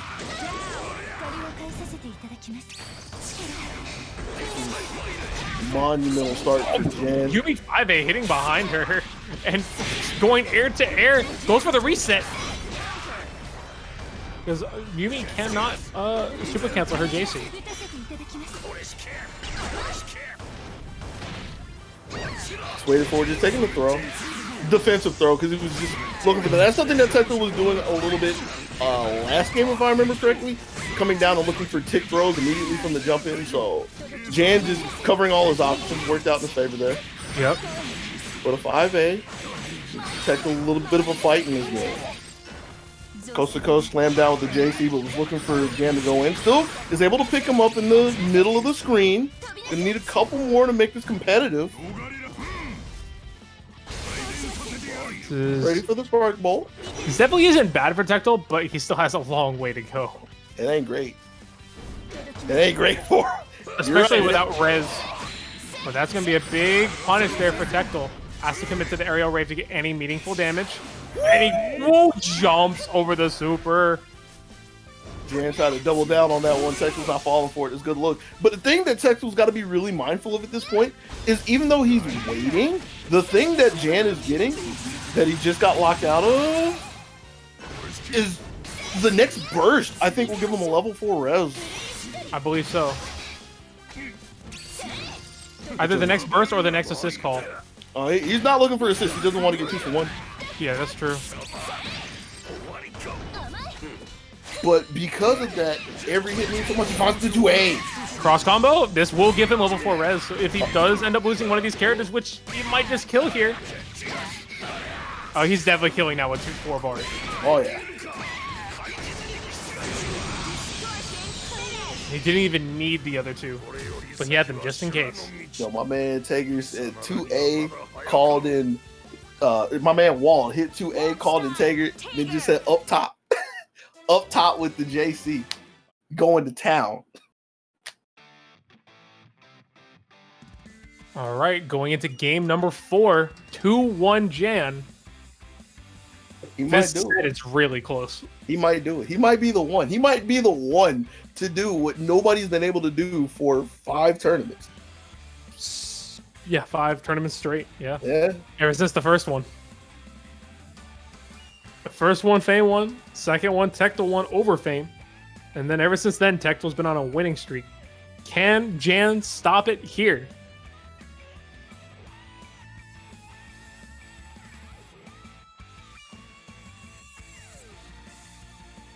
Coming in with this new character, this new technology for Zonebreakers Online, something we've never seen. A Tager of all things. I think Jan taking a second.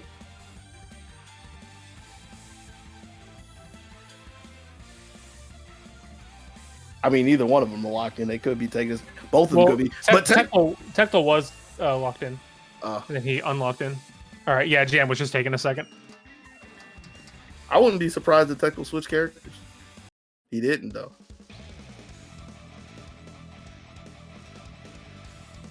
Get ready. Get ready. All right, going into game number 4. Jan on set tournament point. Set point, match point, tournament point, pizza point. 着物センス Because you know this gonna turn into pizza money, man. いい I mean, that's a lot of pizza money. Oh yeah. どっちにしても超 60 big ones. Oh, that's first place prize right now. Yeah, 60. 60. Should be. Can't escape from crossing fate. That Fight! coming over the top, denying the late 2B with the JA is Jan as he just starts marching on Tector with an active switch. And that was such a big active switch to get away from the DP because it was coming hot.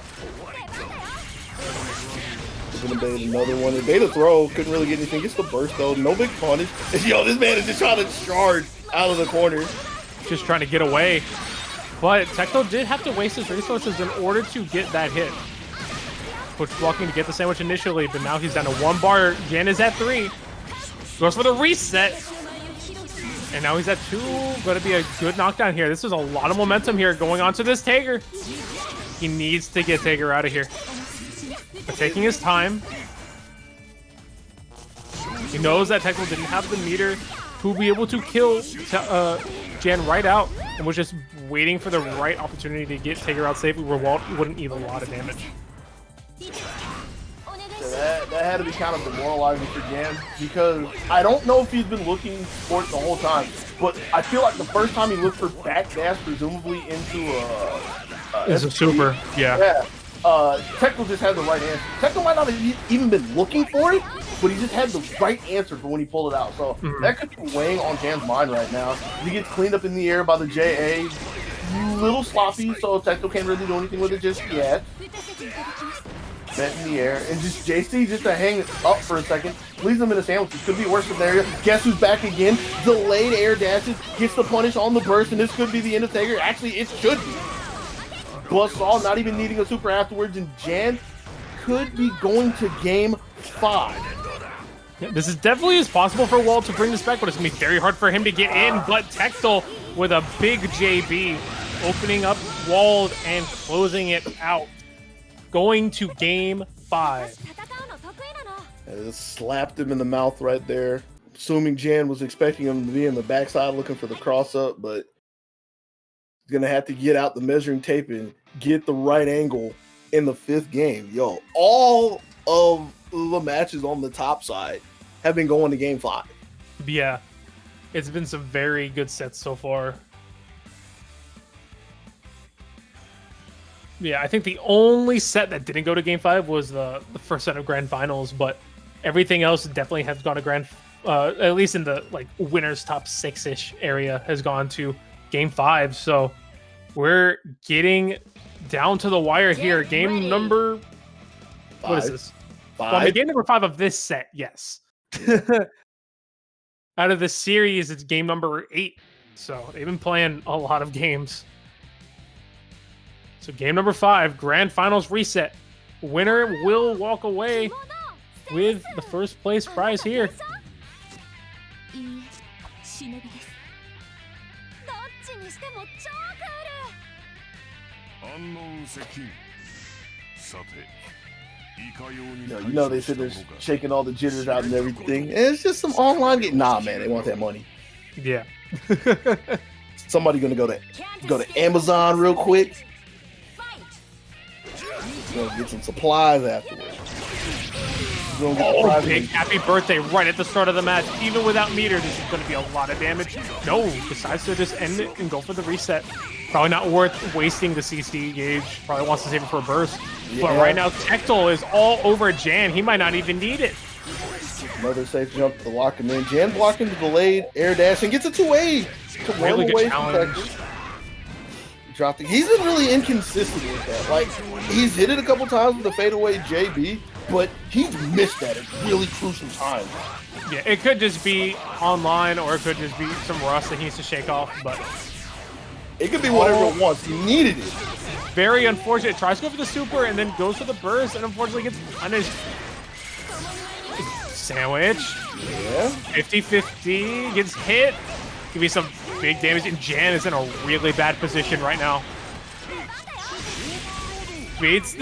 Tried to bait the DP, and unfortunately gets hit by Ruby Wake Up Super. It's the most aggressive Wake Up I've seen Tetsu go for all day. Yeah. He had the health to back it up on Yumi, because if he needed to, he probably would have fished for the DHC. Right. But getting the first hit means so much, because now Yumi sitting in still has some meter to work with, and with the 4P, that should be the end of Jan, as he's going to barely get into the second meter. Going to get the 4P as well, and that's going to be it. Tectel winning 6 games, coming back from the loser's side, winning his 6th straight online tournament for ZB Online. Win.